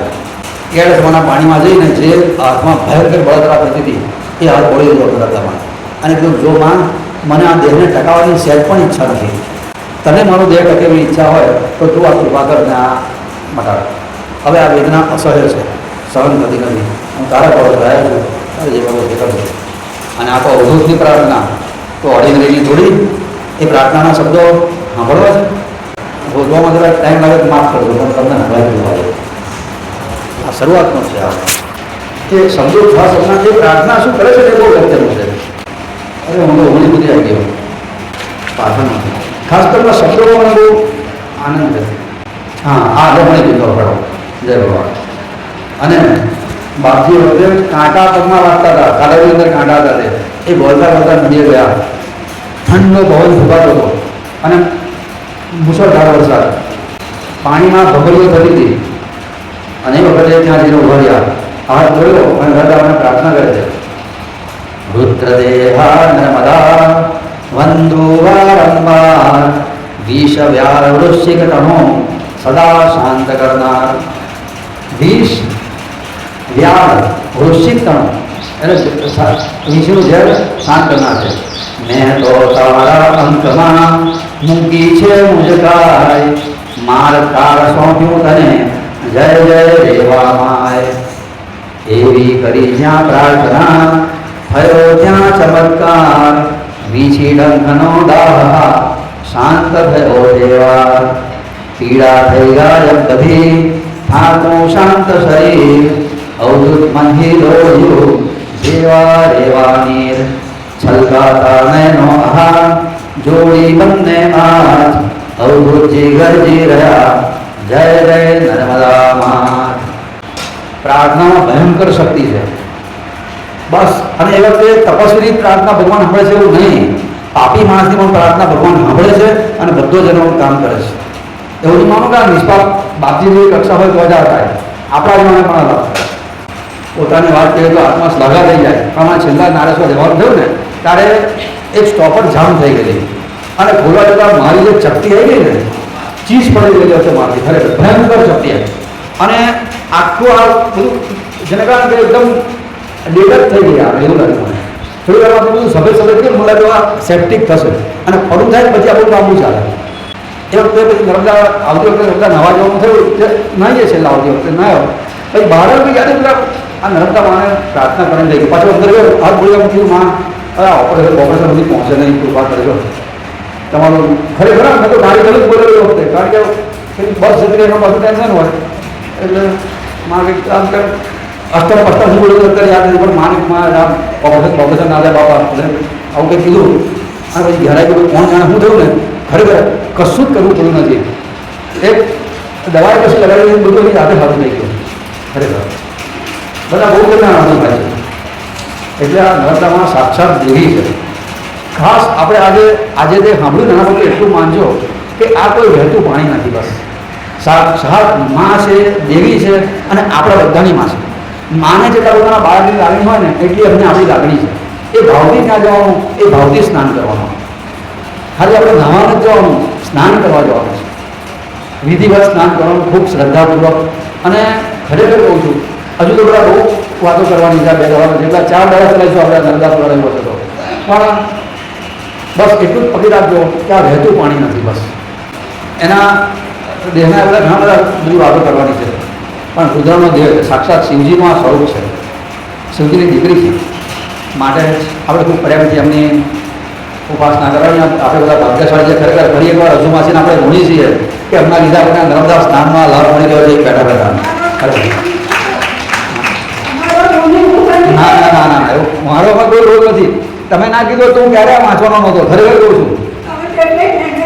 ના ના એ તો પછીની વાત છે. પણ જો તમે આટલી તૈયારી ના બતાવી તો હું ક્યારે આ ગ્રંથ ખોલીને વાંચ જ નહીં. તમે ફ્રેન્કલી કહું છું. પણ અને આ જ્યારે નર્મદા પુરાણની કથા કરવાનો યોગ આ જ્યારે નક્કી કર્યું એ વખતે પછી નર્મદા પુરાણના છે ને ભાષા થોડી અટપટી અને એનું સીધું ટ્રાન્સલેશન કરેલું હોય છે. ભાષાંતર છે ને એના કરતાં ભાવાર્થ અગત્યનો હોય, પણ બેઠા વડે ભાષાંતર થાય છે. એટલે વાંચવામાં થોડા અધ્યાય વાંચવા ક્યારે બહુ લોકોને રસ નહીં પડે, રસિક બનાવવું પડે. અને યાર સાહેબ મને કોઈ રીતે નર્મદા નંદીનું સ્મરણ કર્યું. એમણે બાપજીની આજ્ઞાથી નર્મદાની પરિક્રમા કરેલી, બધી વાત કાલે વિસ્તારથી કરીશું. અને એમણે બાપજીની આજ્ઞાથી આ પોતાના નર્મદા પરિક્રમાના અનુભવનો ગ્રંથ લખ્યો. અને એ ગ્રંથ એવો લખાયો, બાપજીની આજ્ઞા હોય પછી શું બાકી રહે, તે એની અરજી ઉપર અંબાડીમાં મૂકીને પુસ્તકની શોભાયાત્રા નીકળેલી છે. એટલું બધું એના પ્રસિદ્ધિ પામેલો ગ્રંથ. પણ એ ગ્રંથ મારી પાસે હું મોજવા ગયો, મારી પાસે પહેલાં 2 ભાગ હતા. તો બીજો ભાગ મળે પણ પહેલો ભાગ મળે નહીં. મને બી કેવું છે કોઈને આપું પછી મને યાદ ના રહે કે આ કોને આપ્યું છે, અને લેનારને એ યાદ ના આવે કે આ કોને પાછું આપવાનું છે. એટલે પહેલા ભાગ વગર આગળ વધુ કેમનું. એ અરસામાં ગુરુવારે નહીં રંગ મંદિરે જવાનું થયું અને ઉષા માસીના દીકરા નીરજભાઈ ત્યાં મળ્યા. એ છે ને બુક બેંક ચલાવે છે. હા કે એ બહુ મોટું પરોપકારનું કામ કરે છે. આપણી પાસે વધારાના ધાર્મિક પુસ્તક હોય તો લે અને કોઈને જરૂરિયાતવાળાને પહોંચાડે પણ ખરા. બહુ મહેનત ચાની પાછળ હા કે ખરેખર તો જે કરતા હશે એમને ખબર હશે. એમને મેં કીધું કે આ નર્મદા નંદીમાં મારી નર્મદા પરિક્રમાનું પુસ્તક છે, મળે તો મને જરા એના પર કથા કરવાની છે. એટલે મારે ત્યાં અસલ હું જોઈશ. કે ત્યાં ગયા 2 કલાકમાં એમને પુસ્તક ખોલીને મને 1 દિવસે હાથમાં આપી દીધું. ડોટ આ નર્મદાની કૃપા અને એમનો ઉત્સાહ ખરેખર. એટલે આપણે આજે અત્યારે જે આ કથા થશે ને એમાં આપણે એમના નીરજભાઈના હું ઋણી છીએ, નીરવભાઈના, કે જેના લીધે આપણને આ ગ્રંથ મળ્યો. અને પછી મારું કામ આવું શરૂ થઈ ગયું. પછી તમારે ખાલી વાંચીને માર્કિંગ કરવાનું હતું, એ થઈ ગયું. હવે આપણે આગળ ચાલીશું. પણ ટૂંકમાં આપણે અશુમાસીના અને નીરવભાઈનો પણ આપણે અત્યારે યાદ કરવા પડે કે જેમને આ મને પુસ્તક શોધી આવ્યું. અને એમની બુક બેંક એમણે શરૂ કરી તો એમને ખબર પણ નહીં હોય કે આ બુક બેંક આટલી મોટી કોઈના ઉપયોગમાં આવશે. આવું છે. સત્કર્મની શરૂઆત કરો પછી એ ક્યારે ઊભી નીકળે તો કહેવાય નહીં. હે કોને શું મારી નોકરીને 4 કે 5 વર્ષ મારી નોકરી કેવડી હવે વર્ષ સુધી એમને પ્રયત્ન કર્યો કેવડી હતી બે ભોગ પડ્યો તો મારું એના બરોબર અમે શું થયું મારા વખતે માથું નહોતું કહી દે એ કોઈ ગયો તો મારું જગ્યાએ મારું પોતે ખાયું. હા એક જગ્યા પર 2 પગાર તો આવડે ને.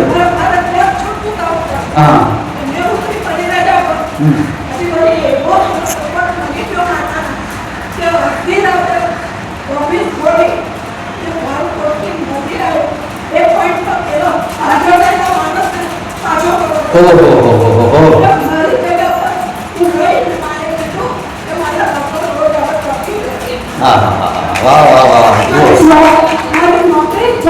હા જલ્દી જાય બરાબર.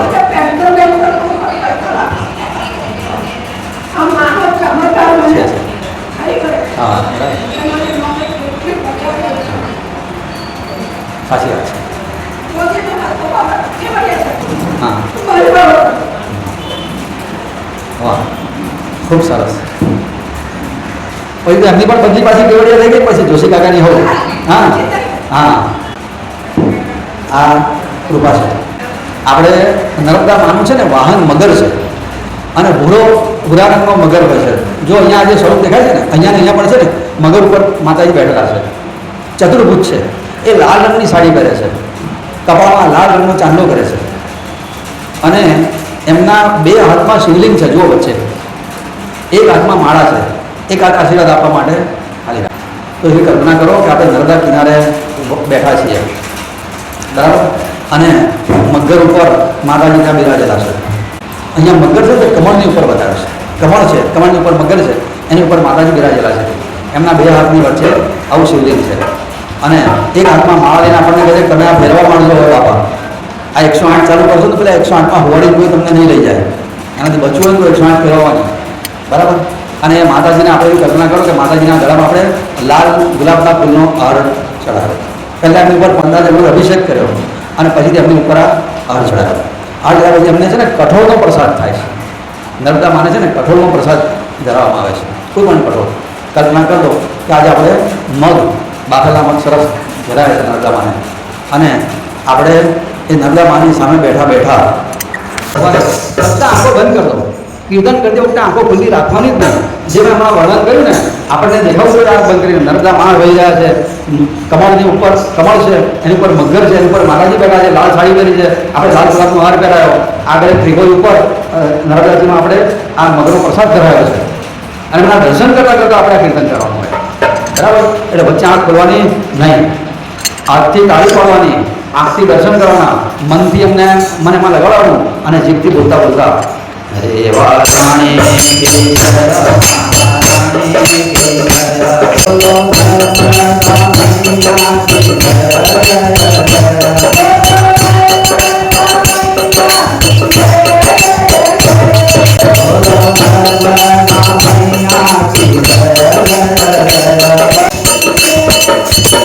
માતા શ્રી નર્મદે